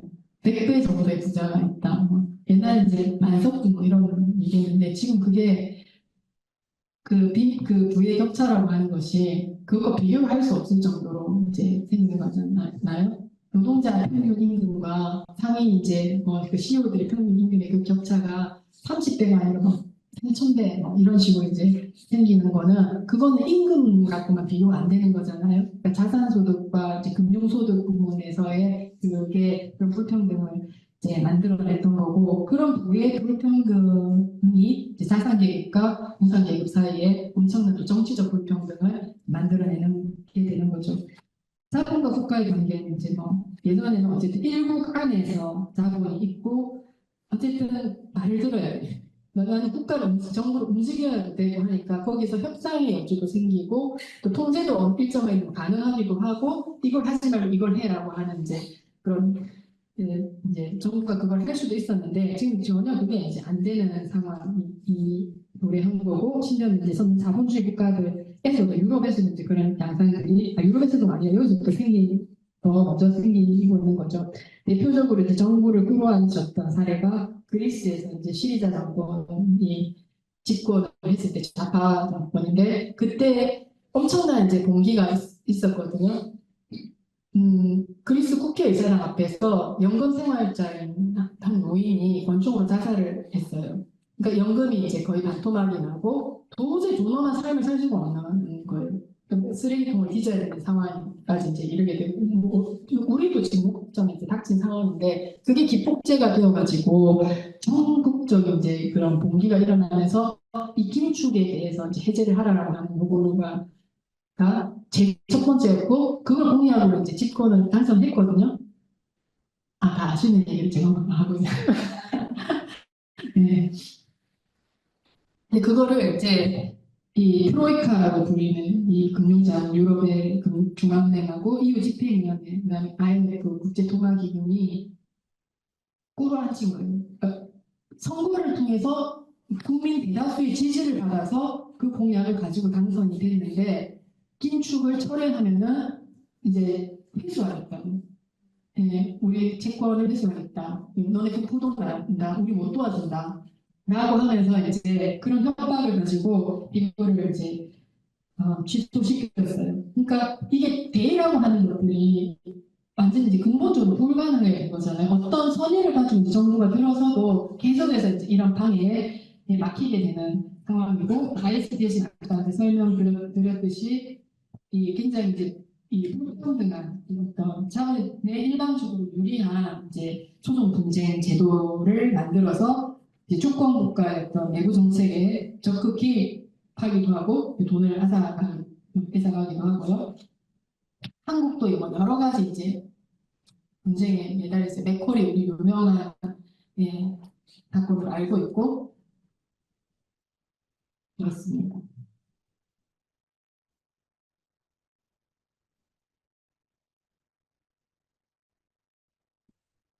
이 과정에서 또 하나 이제 팽창하는 시장이 있어요. 자본시장에서 법률시장. 예, 예. 90년대 이전까지 변호사들은 그냥 이제 뭐 집 사고 팔거나 그럴 때 뭐 등기 뭐 이렇게 이제 이혼 소송 뭐 이혼도 그렇게 많이 지금처럼 많이 안 했으니까 하거나 하여튼 그게 법조 시장이라고 하는 것이 이제 아니었던 거예요. 개인 사무소를 내고 그런 이제 법률적인 교육을 해주고 부자들은 물론 이제 재산을 관리한다든가 기업들은 또는 이제 그런 분쟁이 생길 때 이제 예, 또 이제 고용을 해서 이제 법조인들을 또 하고도 했겠지만, 근데 엄청난 규모의 이제 기업형 대형 로펌이 이제 등장한 게 사실 이 사람들도 이자 수익하고 마찬가지잖아요. 수수료 수익이라고 하는 게 이 소송 비용에 따라서 이게 늘어나는 거잖아요. 그 대행 수수료가 수익금이. 그래서 이 투자 부분에서의 이제 국가 대 기업 간의 소송이라든지 이런 이제 대규모의 이제 소송 시장이 팽창하면서 기업형 대형 로펌이 이제 성장을 하고 아까 이제 봤던 그 사업주의적으로 구축된 이제 재구축된 그 질서 속에서 이런 이제 로펌의 조력을 받을 수 있는 또는 이제 같이 이제 뭐 뭐랄까요 이게 이 연합하고 있는 그런 이제 기업 국가들이 일반적으로 이제 훨씬 이제 유리해지게 되는 그런 상황들이 오게 되죠. 그리고 또 이제 이때 나타났던 것 중에 기업 M&A를 할 때 반드시 이제 이 필요하잖아요. 이 계약서 써야 되고 이제 하는 과정에서 90년대 이후에 이제 기업 M&A가 되게 일상화됐죠. 전에는 기업을 사고 파는 상품이 아니었잖아요. 망하고 망하는 거고. 그래서 도산하면 누가 인수하고 하지만 적극적으로 이 기업의 가치를 키워가지고 이제 기업을 100억에 사가지고 200억에 팔고 이런 것도 90년대 이후에 나타난 양상이거든요.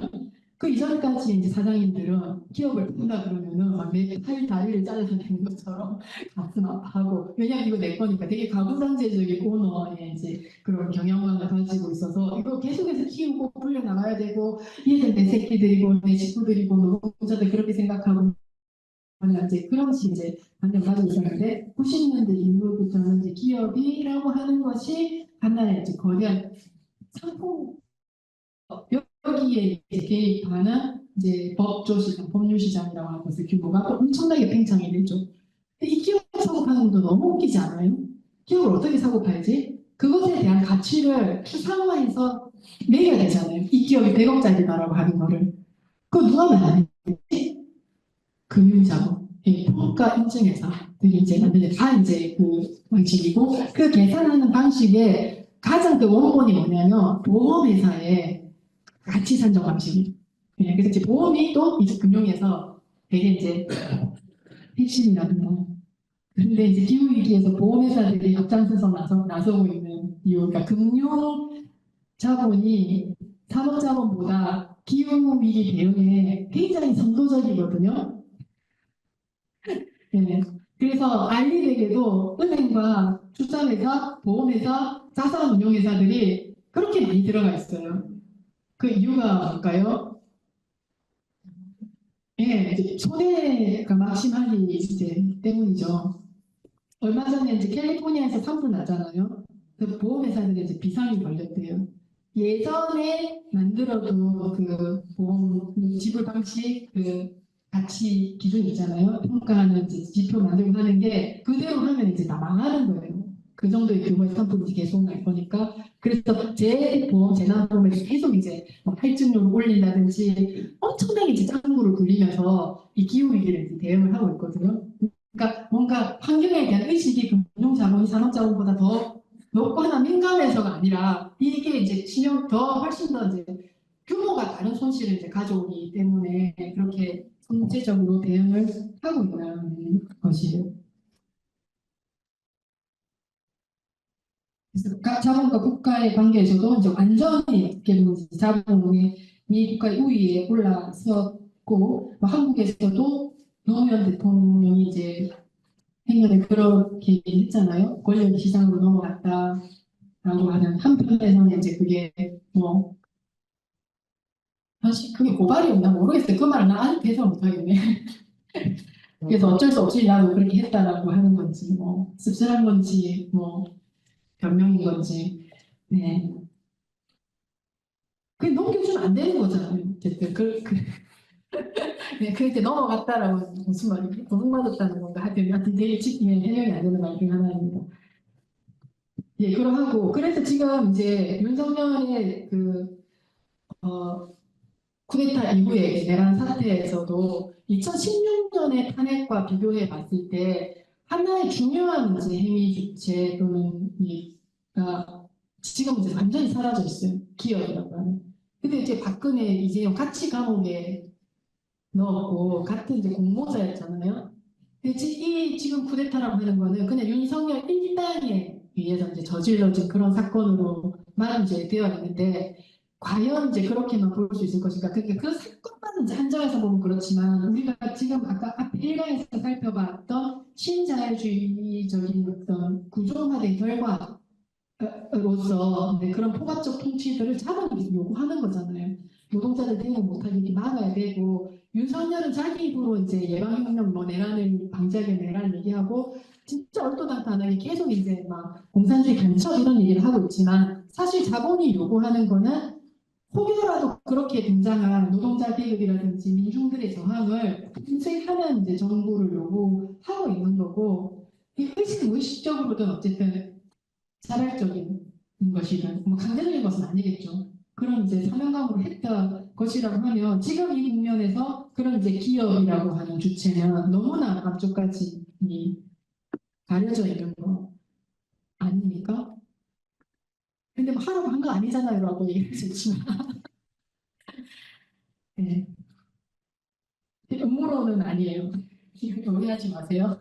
기업이 뭔가 이렇게 뒤에서 사주했다 이런 이야기는 아니고요. 이 국면에서조차도 이제 사실 이게 쇼크 독트린 상태잖아요. 지금 한국 상태가. 이제 IMF 때와 비슷한 수준으로 우리가 지금 너무 좀 충격받고 정신없는 상태에서 지금 평상시 같으면은 시민사회 뭐 노동계가 막 대응해서 저지했어야 될 한참 싸우고 뭐 이건 아니다라고 하는 그런 법안들 다 일사천리로 이제 통과되어 가고 있는 거잖아요. 그러니까 너의 재난과 너의 고통이 나의 이제 기회고 이익이다라고 하는 지극히 반사회적인 어떤 그런 이 행위들을 하고 있는 기업인데 뉴스를 보면은 빨리 이게 전국이 안정되어가지고 우리 기업들이 좀 마음 놓고 편하게 이제 이런 혼돈에서 벗어나서 이제 정상적인 어떤 경영을 할 수 있도록 다시 또 기업이 구원자가 된 것 같아요. 이런 상황에서도 기업들은 이렇게 하고 있다. 어려운 상황에서도 이렇게 하고 있으니 빨리 전국이 수습되고 질서가 수립돼야겠다. 도대체 어떤 질서가?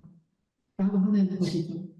그러니까 그 질서 속에서도 또는 그 질서를 파괴한 무질서 속에서도 기업들은 최대한 이제 뭐 사회를 정상화한다든지 최소한 뭐 제도적인 어떤 민주주의 절차들을 만들어가기 위해서 주요한 어떤 사회 구성원으로서의 이걸 협력을 한다고 하거나 요구를 한다든지가 아니라 그 각자 보세요. 나만 살겠다. 나라야 나는 나든지 나는 스위스에 계산에 있기도 하고 어쨌든 이 편에서도 최대한 이제 돈을 벌어보겠다라고 하는 자세를 보여주고 있는데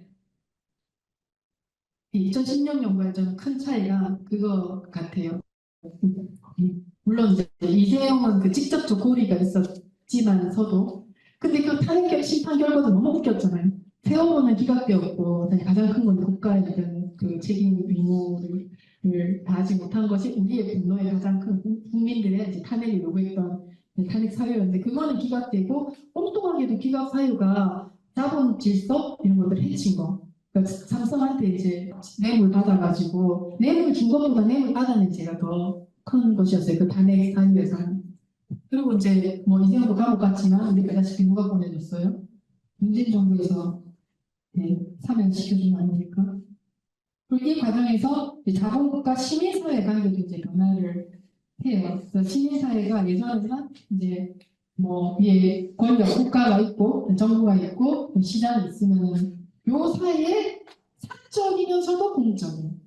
근데 완전히 공이도 아니고 완전히 사도 아닌 중간에 있는 이제 어떤 지대로서 등장을 해서 사실 이제 뭐 조직적 성격은 어쩔 수 없이 갖고 있었지만 그래도 이전의 시민사회라고 했을 때 그것이 갖는 표현하는 어떤 의미라고 하는 거는 권력에 대한 비판, 견제, 감시, 그다음에 그런 시장이 반사회적으로 작동하지 않게끔 하는 그런 또 저항지대로서의 역할 이런 것들을 했단 말이에요. 근데 이게 거버넌스라고 하는 이제 이렇게 들어오면서 이거는 거버넌스는 나중에 이제 인구 통치하면서 좀 더 자세히 설명을 드릴 텐데 노사정 이제 협의체가 거버넌스로 바뀌면서 정부, 기업, 시민사회, NGO 이런 식으로 이제 이 협상 테이블의 주체들이 바뀌거든요.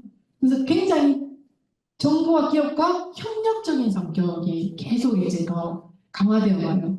협력하면서 이제 뭔가 이렇게 타협안을 만들어내고, 그다음에 사회에 어떤 갈등이나 문제가 생길 때, 그러니까 중재하는 역할들을 좀 해요. 노사 갈등이 생기면 이게 기업, 정부, 시민사회 간의 삼자 개입을 이런 식의 거버넌스 관계에서 누가 완전히 빠졌죠? 노가 완전히 이제 빠진 거잖아요. 그래서 예전에는 시민사회 운동이 노동운동의 어떤 외곽 지원 또는 이제 그것도 사실 좋은 관계는 아니죠. 아닌데 어쨌든 실제로 봤을 때는 노동자가 훨씬 더 크고 시민사회 이론은 노동자 아닙니까? 그랬는데 이제 반대로 뭐가 됐냐면 노동운동의 의제를 제기하기 위해서라도 사회적 여론을 만들고 이렇게 협상을 해 나가기 위해서라도 시민사회의 전문가들, 협상가들, 대표자들, 중재자들한테 의존해야 되는 이제 관계가 된 거예요. 이거는 되게 민주주의적인 어떤 구조에서 되게 중대한 변화를 갖고 온 것이거든요. 그러니까 민중이 노동자가 함께 단결해서 협상력을 만들어내고 그 요구를 가지고 뭔가 실현해내는 것이 아니라 이 거버넌스는 법조인도 들어가 아까 로펌 이런 데서 보고 굉장히 세밀하고 사법주의로 가면 또 더 그렇잖아요. 계약을 할 때는 어떻게 할 건지 이런 복잡한 이제 전문성의 요구가 되면서 그런 지식들을 가지고 있는 근데 이제 어떤 총체적인 지식은 아니잖아요. 그게 그 분야의 지식을 가진 이제 전문가들이 들어오고 그 전문가들을 통해서 대의가 되는 거니까. 근데 그 대표가 선거로 선출된 어떤 대표도 아니에요. 그런 어떤 대표성을 갖는 것도 아닌 어떤 중재 대표성이라고 하는 아주 희한한 어떤 그런 대표성들이 생기면서 이 전문 관료 지대라고 하는 것에 이제 양상들을 만들어내게 돼요. 근데 민주주의하고 이 관료제는 완전히 이제 민주주의는 관료제를 정말 인정하지 않고 싫어하고 경계하는 거거든요. 전문가 지배, 엘리트 지배, 탁월한 사람들의 지배와 맞서 싸우는 보통의 평범한 사람들의 지배. 이것이 이제 민주주의인데 이 중재와 타협과 이런 과정들이 되게 이제 민주적인 절차인 것처럼 둔갑을 하게 되고 여기에 이제 딱 이거를 접착시키는 접착제 역할을 하는 것이 저는 이제 NGO 역할이었다고 생각해요. 그래서 과거 시민사회는 기본적으로 이제 반정부적이고 반골적이고 반체제적이고 이런 것들 좀 깔보가 있었다고 하면 왜냐하면 독재 정부 하에서는 어떤 식의 이제 그런 시민사회도 어용 말고는 자기들 편 해주는 그런 어용 말고는 다 인정을 안 했으니까 기본 그게 장착될 수밖에 없어요. 기본 태도에. 근데 90년대 이후에 수많은 시민단체라고 안 불러죠. 시민운동이라고도 안 하고 NGO라고 불러요. NGO는 그냥 비정부기구 아닙니까? 그러니까 이 NGO에는 이념적으로도 되게 다양한 그 다음에 목표에 있어서도 그런 사회 공익을 위한 NGO도 있지만 사실은 이제 거기서 이 NGO 활동을 통해서 수익을 내기 위한 NGO도 있고 다양한 정부 기금을 수익원으로 하는 NGO도 있고 수많은 이제 이 근처에 있는 NGO들이 들어오게 되고 정보하고 기업만 이렇게 딱 하면 뭐가 돼요? 우리가 한눈에 봐도 협상 대결에서 짬짜리가 되잖아요. 뭐가? 정경 유착이 너희들끼리 지금 해먹는 것이 이게 이제 다 보이고 정당성을 얻기가 힘들죠. 그렇게 이제 정부 기업 간 이제 만들어낸 어떤 협약에 따른 정책이라고 하면. 근데 여기 이제 NGO가 들어감으로써 굉장히 균형 잡힌 그리고 시민사회 의견을 수렴하는 것이 돼요. 그래서 이러한 이제 자본국가 시민사회 간의 관계 변화가 사실 민주주의를 약화시키고 그다음에 신자유주의 통치에 되게 이제 유리한 걸맞는 그런 이제 통치 양식으로 자리 잡게 되었다라고 하는 것이고 그래서 이제 아까 NGO가 이때부터 약간 그림자 정부의 역할을 하게 됐다. 그리고 지금 보세요. 정부들에서 공공부문 감축하니까 공무원 수도 엄청나게 줄였잖아요. 그냥 이제 정부에서 할 일을 다 떠넘겨요. 용역 줘가지고 누구한테? NGO들한테. 그래서 정책도 NGO들한테 만들라고 하고 정책 만들었으니까 또 이거 할 수 있는 사람도 공모해가지고 막 다 뿌리고 하는 식으로 그림자 정부 역할을 하고 우리 여기 이제 들어간 사람들을 어공이라고 이제 보통 많이 부르죠. 어쩌다 보면. 그래서 이게 보면은 예전에 이제 관료와 시민 활동가가 되게 부분이 되어 있었고 그런 식으로 공직에 가는 것들 되게 금기시하는 터부시였는데 어느 순간부터 그게 명예가 됐어요. 그래서 시민사회 활동을 업적으로 삼아서 그걸 통해서 이제 관직을 얻고 그다음에 그 네트워크와 자산을 가지고 정부 안에서 또 이제 어떤 지위를 얻거나 협상력을 가진 이런 것들을 전혀 아무렇지도 않게 이제 생각하게 된 거죠. 그래서 막 이런 얘기를 하니까 한 청년이 이제 이걸 비판하면서 그랬어요.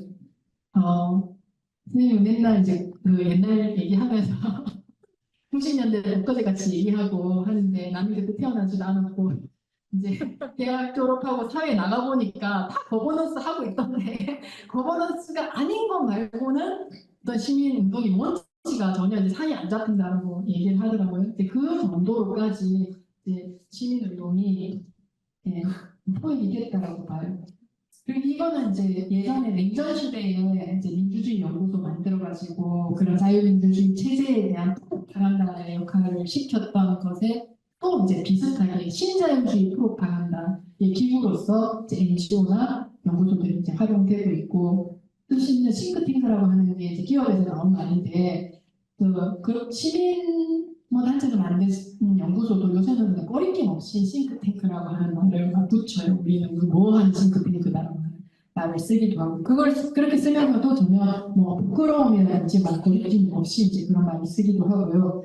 우리도 어느 순간부터 싱크탱크라고 하면 뭔가 더 전문적인 것처럼 보이고 뭔가 더 있어 보이고 시민단체 이렇게 하면 뭔가 좀 아마추어 같고 이렇게 여기고 있죠.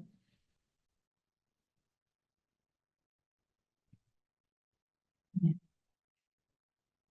이제 이런 식의 이제 사회관계들의 여러 가지 이제 변동과 이 역학관계의 이제 변화가 전체적으로 이제 계급관계와 권력구조의 변동을 이제 가져오게 되고 사실 이제 일기 신자유주의 때는 그러니까 계급관계라고 하면은 그냥 저는 형적으로 딱 떠오를 때 두 계급이 생각나잖아요.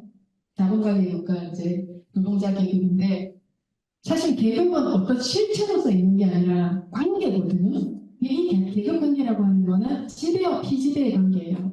그러니까 자본가 노동자에서는 지배 계급이 자본가 계급, 피지배 계급이 노동자 계급이 이제 되는 것인데 이 단순한 계급 관계가 이제 후기 자본주의, 신자유주의로 들어오면 약간 복잡해져요. 그래서 새로운 이제 중간 계급이 등장을 하는데 산업 구조의 재구조화 속에서 금융자산에 기반을 둔 고소득 정량 직종이 자본가 계급이라고 하기도 어렵고 노동자 계급이라고도 볼 수도 없는 그렇잖아. 임금은 받는데 임금이 막 1억이야.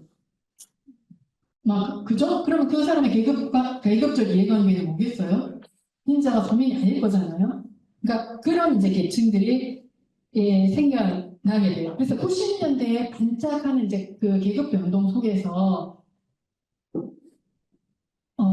그 영화 생각하시면 될 것 같은데 그 기생충에서 중간 계급의 양극화가 확 이루어지는데 엄청난 청년 졸부가 생기잖아요.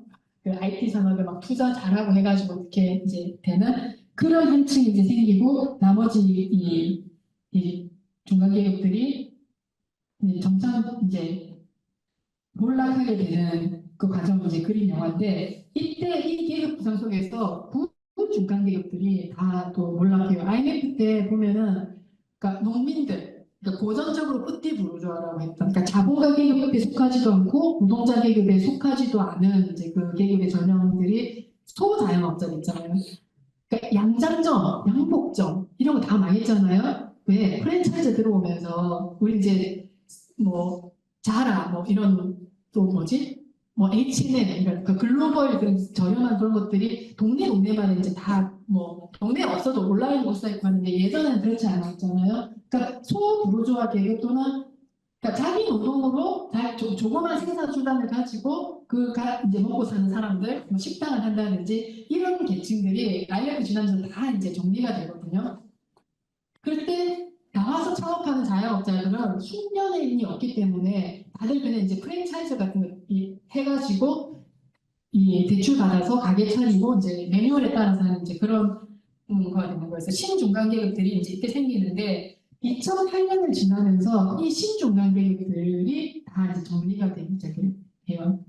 그러니까 그 대만 카스테라 팔던 사장님은 계속해서 이제 그다음에 탕후루로 갔다가 탕후루도 안 되고 이제 하면서 이제 아파트 한 채 갖고 있었는데 좀 올라가시고 그거 정리해가지고 전세로 갔지만 그것도 안 되고 이제 다세대로 갔다가 또 이제 전세 사기 당하고 하는 식의 온라인 경로를 겪게 되고 앞에서 이제 처음에 그 70년대 그 노동자들 정리할 때 나왔던 그 기계와 자동화라는 육체 노동자들의 일자리를 박탈했잖아요. 근데 이 이제 금융 IT 산업이 이제 발달하면서 이때 2008년에 들어서서 후기 자본주의에서의 그 기계와 자동화는 이제 전문직들의 일자리들하고 이제 겹치거든요. 거기서 이제 대거 많은 이제 대개 탈락자들이 발생하게 돼요.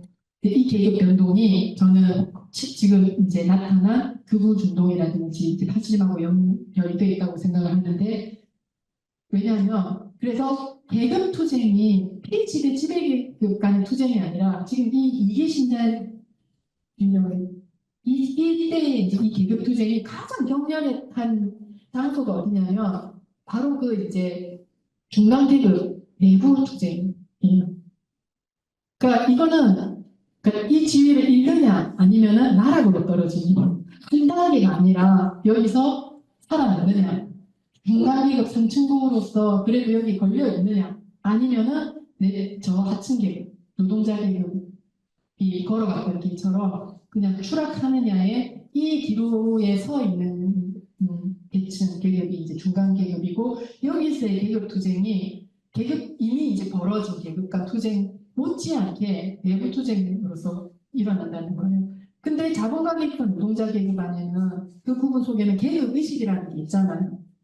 계급 의식을 각성하는 노동자지만 노동자 계급 의식은 없을 수도 있지만 어쨌든 불합리와 이제 부조리에 부딪히고 이런 자본주의의 모순과 이런 것들을 알아가면서 세상을 바꿔나가겠다는 그런 생각들이 생기잖아요. 그런 이제 계급 투쟁의 어떤 지형이 만들어지는 거하고 중간 계급 내부의 계급 투쟁은 전혀 다른 양상으로 전개되는 거예요. 내전의 양상으로. 네. 그거는 비지대 관계가 아니라 또는 이제 이런 식의 지배 관계를 없애자, 계급 사회를 철폐하자, 또 평등한 사회로 나가자라고 하는 것이 아니라 여기서 살아남기 위한 치열한 이제 경쟁이 되니까 제로섬 게임이 되는 것이에요. 그래서 공정이라고 하는 것이 이제 평등이 아니라 공정에 대한 요구가 집요하게 나오고 그다음에 입시 뭐 비리 이런 것들이 생겼을 때도 상위권 대학들에서 계속 저 시계를 보고 있습니다. 상위권 대학들에서 이제 반발이 엄청나게 나온다든지 그다음에 정규직화 이 비정규직의 정규직화들을 가로막는 것도 사실은 자본가들이 아니라 이제 아까 정규직 노동자들이었잖아요. 그러니까 그러니까 지금 나타나고 있는 이 극우의 목소리나 파시즘의 온상이 어딘가라고 하는 것을 봤을 때 많은 사람들이 그 노동계급의 박탈감 이런 식으로 설명을 해요. 미국에서도 러스트벨트에서 트럼프의 표가 많이 나오고 막 이런 걸 하면서 노동계급의 어떤 박탈감과 배신감 뭐 이렇게 설명하지만 저는 거기에 동의하지 않고요. 이 중간계급의 이 내국투쟁이 이 진위 경쟁이 지금 그러니까 1900년대 초반 20년대 나타났던 그때 파시즘도 마찬가지였죠. 가장 추동에 나갔던 세력이 중간계급이었단 말이에요. 지금도 마찬가지로 이제 그런 양상으로 나타난다고 생각해요. 그래서 청년 문제도 그렇고 실업 문제, 고용 문제가 항상 사회적 의제로 터질 때는 언제냐면 제일회의 창구 직원들이 여성 노동자들이 잘려나갈 때가 아니에요. 중간계급에서 안정적인 지위를 갖고 있던 사람들이 그걸 박탈당할 때 내가 서울대 연구대 나왔는데 취업이 안 돼? 라고 할 때, 그러니까 중간계급 상층부에 이게 이제 위기가 뭐 닥쳐질 때 항상 그게 취업 문제, 고용 문제, 청년 문제, 뭐 실업 문제, 세대 문제 이런 식으로 등장을 한단 말이에요. 그 내부 투쟁을 사실은 왜곡된 어떤 계급 투쟁으로 전이시킨다고 할까? 계급 투쟁이 아님에도 불구하고 그렇게 어떤 격렬한 이제 내부 투쟁의 양상을 만들어내는 것이고, 그래서 이런 과정에서 나타난 이 축적 양식 변화가 이 통치 양식을 이렇게 변화시켜내고 사회관계를 이렇게 바꾸어낸 것이 현재 지금 일어나고 있는 일의 어떤 원인, 진원지가 어디인가를 이제 파악하는데 조금 이제 이해하는 데 도움이 될 것이다라고 생각하고, 예. 아까 처음에 이제 말씀드릴 때 그래서 우리가 벽을 무너뜨리려고 할 때 취약한 곳을 이제 말한다고 했을 때 이 균열 지점이 어딘가 하고 했을 때 이제 이 중간 계급인데 여기에 어떤 이제 그 분열선을 거꾸로 만들어낼 것인가가 거기서 그렇게 싸워서 모두의 투쟁으로 이게 전쟁으로 만들 것이 아니라 우리 편이 계속 우리 편? 네.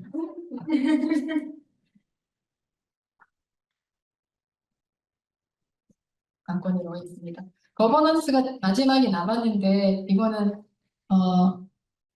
인구와 통치에서 거버넌스를 좀 중요하게 다룰 거거든요. 이 통치 양식으로서 이제 거버넌스가 왜 신자유주의에서 핵심이라고 하는 것들을 설명할 거라서 그때 가서 이제 다시 설명하기로 하고 왜냐면 시간이 다 돼가지고 네, 여기까지 할게요.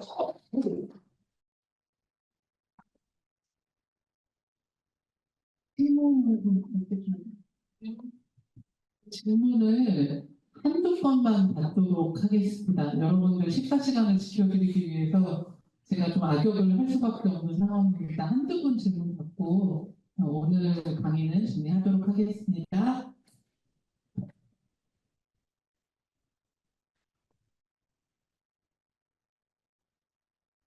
밥을 빨리 드시고 싶으신 것처럼.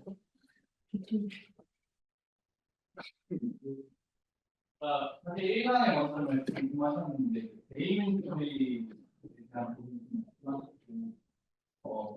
그 생활 속에서 저희가 지금 구체적으로는 전국에 생활과 또 여기 괴리가 있다는 현재 일상 속에요.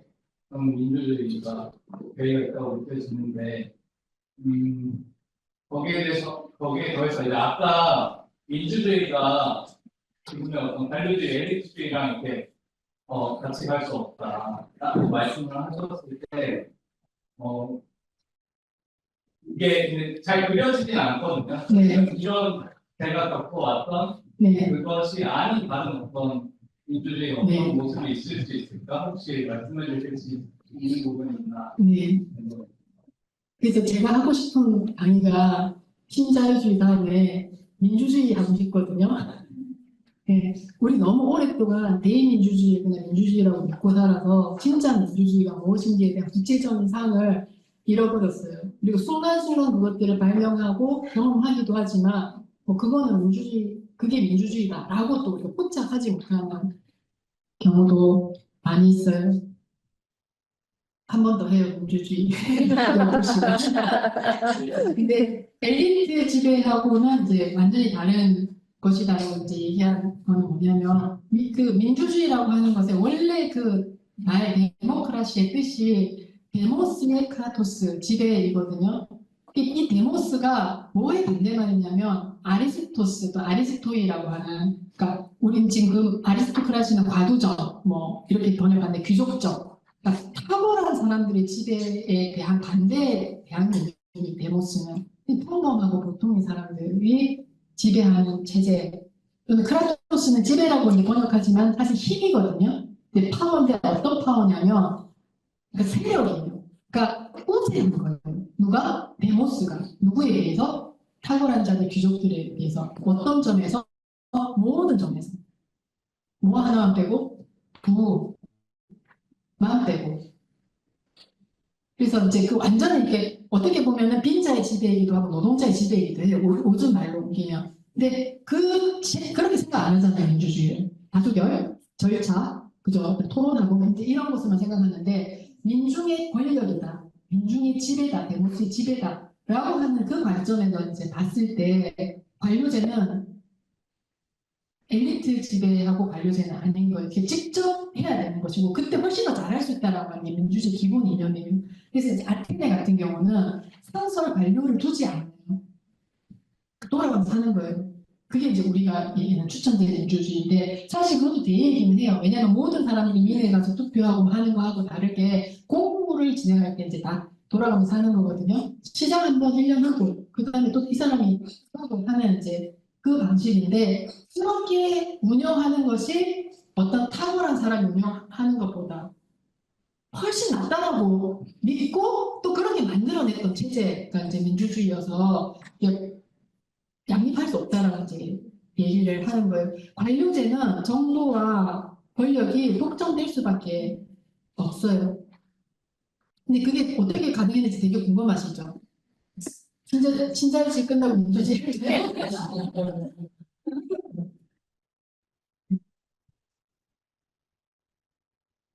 그것도 없어요. 군대도 없고요. 상설 군대. 또 아테네 민주주의 이제 대표적으로 이제 그 우리가 직접 민주주의 또는 이제 근본적인 어떤 민주주의의 형이다라고 하는 그게 물론 한계는 많았지만 그다음에 국가 재정도 없었어요 심지어. 그게 다 다른 나라에 있는 거잖아요. 군대 재정 이런 거는 이제 국가의 어떤 가장 기본적인 요소 아니에요? 근데 그런 것들을 두지 않았어요. 관료도 없었고. 근데 어떻게 국가를 통치하지? 라고 이제 생각하는데 예를 들어서 재정은 그게 이제 이게 연방제적인 데모스들의 연방으로서의 이제 이 도시국가에서 가능했거든요. 그러니까 홍성에서 홍동에서 다 할 수 있어요. 같이 못하는 공동경비만 만들어내면 되는데 그 공동경비를 누구한테 부담을 지우냐면 이거 재밌으니까 그냥 이거만 얘기하고 끝낼게요. 예를 들어서 이제 공공사업을 한다, 뭐 배를 만든다, 또는 이제 아테네는 이제 연극 축제를 항상 했잖아요. 그래서 이제 거기에 이제 비용이 들어간단 말이에요. 희극이나 비극 공연을 이제 올리는데 그때 이제 비용을 누구한테 부담하도록 하냐면 그때 가장 부자한테 몰빵을 시키는 거예요. 올림픽을 한다? 누가 내야 돼? 삼성이 다 내야 돼. 네, 그렇게 해서 엄청난 부자가, 독보적인 부자가 그 사회 안에서 생기지 못하게끔 하는 장치였고요. 그런데 이제 그 부자들이 돈 내기 싫을 거잖아요. 그걸 이제 레이푸르기아라고 하는 그 라오스에 대한 봉사, 그러니까 공공봉사라고 이름을 붙였는데 기가 차겠죠, 부자들이 들으면. 내 돈 내는데 그 공공봉사라고 하고. 그거를 면할 수 있는 방법은 뭐냐면 자기보다 더 부자인 누군가를 입증하는 거예요. 네. 근데 그 민중들은 잘 모르는데 부자들은 재산이 어디에 있는지 어떤 식으로 숨기는지 뭐를 유발시켰는지를 자기들이 맨날 하고 있으니까 잘 안다는 거예요. 그래서 거꾸로 민중을 분할 통치하는 것이 아니라 민중이 지배자들을 부자들을 그런 식으로 이제 분열시키고 분할 통치를 하기도 하고 가장 중요하게는 어떤 뾰족하게 큰 부가 쌓이지 못하도록 압도적인 문제, 부작용 안 나타나도록 했던 장치였거든요. 그러니까 그렇게 해서 이제 공공 재정이 없어도 다 해 나갈 수가 있었고 관료가 왜 필요해요? 군대 유지하고 재정 관리하고 세금 걷어가 공부하고 그러려고 이제 관료들이 필요한 거잖아요. 그리고 대부분 보면 그 중간 관료들이 더 악독한 이제 수탈자 역할을 하기도 하잖아요. 이게 민주주의의 굉장히 큰 적이다라고 하는 걸 알았기 때문에 그런 상비군도 두지 않았고 공공 재정도 유지하지 않았던 그런 정책을 쓰지 않고 그런 식으로 해결했던 것이거든요. 그러니까 역사 속에서도 수많은 사례가 있고 이게 아테네에서만 한 게 아니에요. 되게 많은 또 이제 것들이 있는데 이 아까 민주주의 연구소 있잖아요. 얘들 이게 안 가르쳐준 거예요. 우리한테. 그거는 빼고 자기들이 이제 하고 싶은 베이지를 해야 돼, 선거를 해야 돼, 선거를 해야 돼. 막 그런 절차를 지켜야 돼, 저수결로 해야 돼. 직접 민주주의는 어려워. 이게 좋아? 라고 이제 해서 여기까지 오게 된 것이죠. 네, 한 질문 하나 더 나왔는데. 아, 말씀 잘 들었습니다. 뭐 실자유주의라는 말은 저희들이 굉장히 익숙하게 오랫동안 들어왔는데 사실은 상이 좀 잘 안 그려지고 여러 가지 보는 관점이 다를 거라고 보거든요. 그럼에도 불구하고 농촌에 살면서 느끼는 좀 제시되는 것들이 되게 먼 나라 이야기 같아요. 중앙에 있는 서울에 있는 이야기 같고 농촌에서는 그런 걸 느끼기도 어려울 정도로 뭐 시장 경제가 일단 시장 자본주의가 발달하지 않은 측면도 있고 뭐 그렇다 보니 좀 안 나오는 측면들이 있거든요. 그럼에도 불구하고 포시스템에 들어와 있는데 뭐 그런 예시를 조금 더 들어주시면 도움이 되지 않겠냐 싶고 그런 것 중에 하나가 지금 문제점이 될 수 있는 게 국가와 지방 정부 있잖아요. 네. 지방 정부를 어떻게 이해할 거냐. 지방 정부는 지방자치에 처음 시작될 때 국가의 꼭두각시 아니냐. 아무리 재량권이 없는 조직이다. 좀 보는 관점이 있고 주민들의 그래도 투표로 선출되는 정부인이 좀 더 가까운 정부 아니냐. 이런 뭐 이게 충돌되었는데 지금 뭐 30분 정도 흐르면서 이거 어떻게 이해할 거냐는 예정이 이게 1991년에 지방의회 선거가 있고 95년에 그 지방정부 선거를 했는데 그때 지방자치법이 부활될 때 읍면 단위가 아니고 시군으로 부활되었잖아요. 여기서 이제 주민들의 직접 민주주의가 실현되지 않고 간접 민주 대의제로 가면서 규모가 너무 크고 행정이 관료화되고 지역 사회와 소통 구조가 굉장히 단절되기 큰 숙제가 아닙니까 보는데 그럼에도 불구하고 30년 흐르고 난데도 크게 변화가거든요. 저는 이제 읍면 자치도 이야기하고 읍면 정부 이런 원래 읍면 지방자치단체로 다시 부활해야 되는 거 아니냐는 주장도 없지는 않습니다. 그런 맥락에서 지방 행정을 어떻게 바라볼 것인지 설명서에 좀 빠져 있어가지고 또 제가 말씀해 주시면 좋겠습니다. 제가 5강 하잖아요.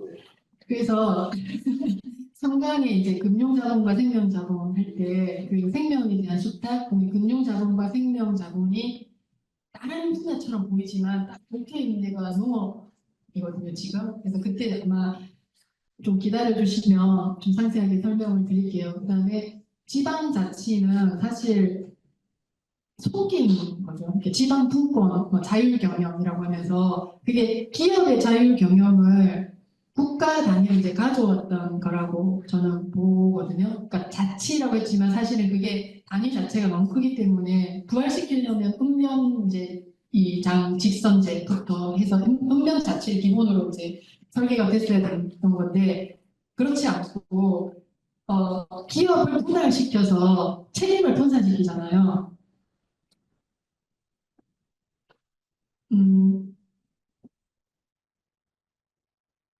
제가 이제 있던 대학에서 보면 대학경에서 자율경영을 도입하면서 단과대별로 이제 그 책임을 주더라고요. 근데 기업이 이제 그런 식으로 예전에는 이제 기업 해가지고 삼성 미래전략실에서 다 갖고 있었잖아요. 계열 다 갖고 있었는데 지금은 다 쪼개에 놓고 이름도 맨날 바뀌어서 뭔지 이제 모르겠는 그런 이제 구조로 만들어놨는데 이게 이제 자율권을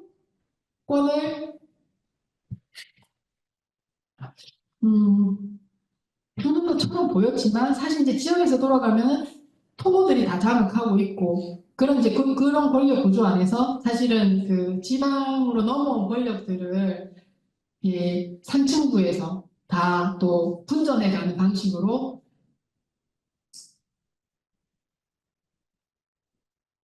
되었고, 뭔 얘기하려고 하냐면, 그래서 아까 이제 NGO 루트처럼 글로벌 자본이 쉽게 침투하는 루트로도 지방 정부가 활용됐다라고 하는 거예요. 그러니까 국가를 통해서 어떤 정책이나 협상 이런 것들이 들어올 때 우리 이제 WTO나 FTA 같은 거 생각하면 알 수 있겠지만 엄청나게 그것은 국민적 저항에 부딪히잖아요. 그리고 이게 국회를 통과해야 되잖아요. 근데 지방 정부로 바로 또 이제 들어오는 경우가 있거든요. 그건 굉장히 용이해요. 그러니까 지역 차원에서는 그게 어떤 미디어도 그렇고 다 이제 중앙화되어 있는 것도 이제 문제지만 그것에 대한 저항이라든지 뭐 협상력을 만들어내는 그 힘이 훨씬 더 이제 약화되잖아요. 그래서 이후 설명해야 될까? 예, 그래서 그 자치구로 나누었던 것이 어떤 민주주의적인 어떤 자치의 기반을 만든다기보다는 아까 에너 때서 설명드렸던 구역화의 의미로 오히려 이제 큰 덩어리를 좀 잘게 쪼개어서 자본이나 기업이 거기서 시장을 만들거나 침투하기에 용이한 조건이 되었던 측면도 분명히 있죠. 그리고 아싸리 이제 특구를 만들어버린 데도 있잖아요. 제주라든지 강원처럼. 거기가 이제 거의 지금 보면 이제 취해법권 지역이 된 거잖아요. 거기 다 할 수 있는. 그래서 국회로는 들어오지 못하는 것도 그 강원자치도법이 이제 그런 거거든요. 특별자치도법이. 그 안에서 이제 자치단체장이 할 수 있다고 생각하면은 그러니까 규제를 뚫는 어떤 그 상업상의 침해법권지를 이제 만들어주는 거고 그 기원이 이제 자유무역지구나 아니면은 안전 초기 식민지 시대의 도차지 같은 데 있잖아요. 그것을 이제 현대적으로 변형하는 어떤 모델이라고 얘기를 해요.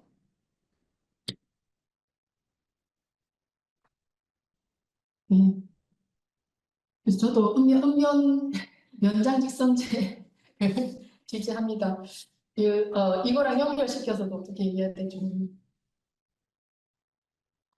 그래서 행정구역 개편을 지금 말씀을 꼭 그런 건 아니고요. 네. 내일 오전에 하면서 질문을 다 추가로 좀 해주실게요. 알겠습니다. 저도 조금 더 생각해 볼게요. 근데 어쨌든 지방자치제도는 그것이 표면적으로 내세웠던 취지와는 또 전혀 다르게 작동한 면이 있었다.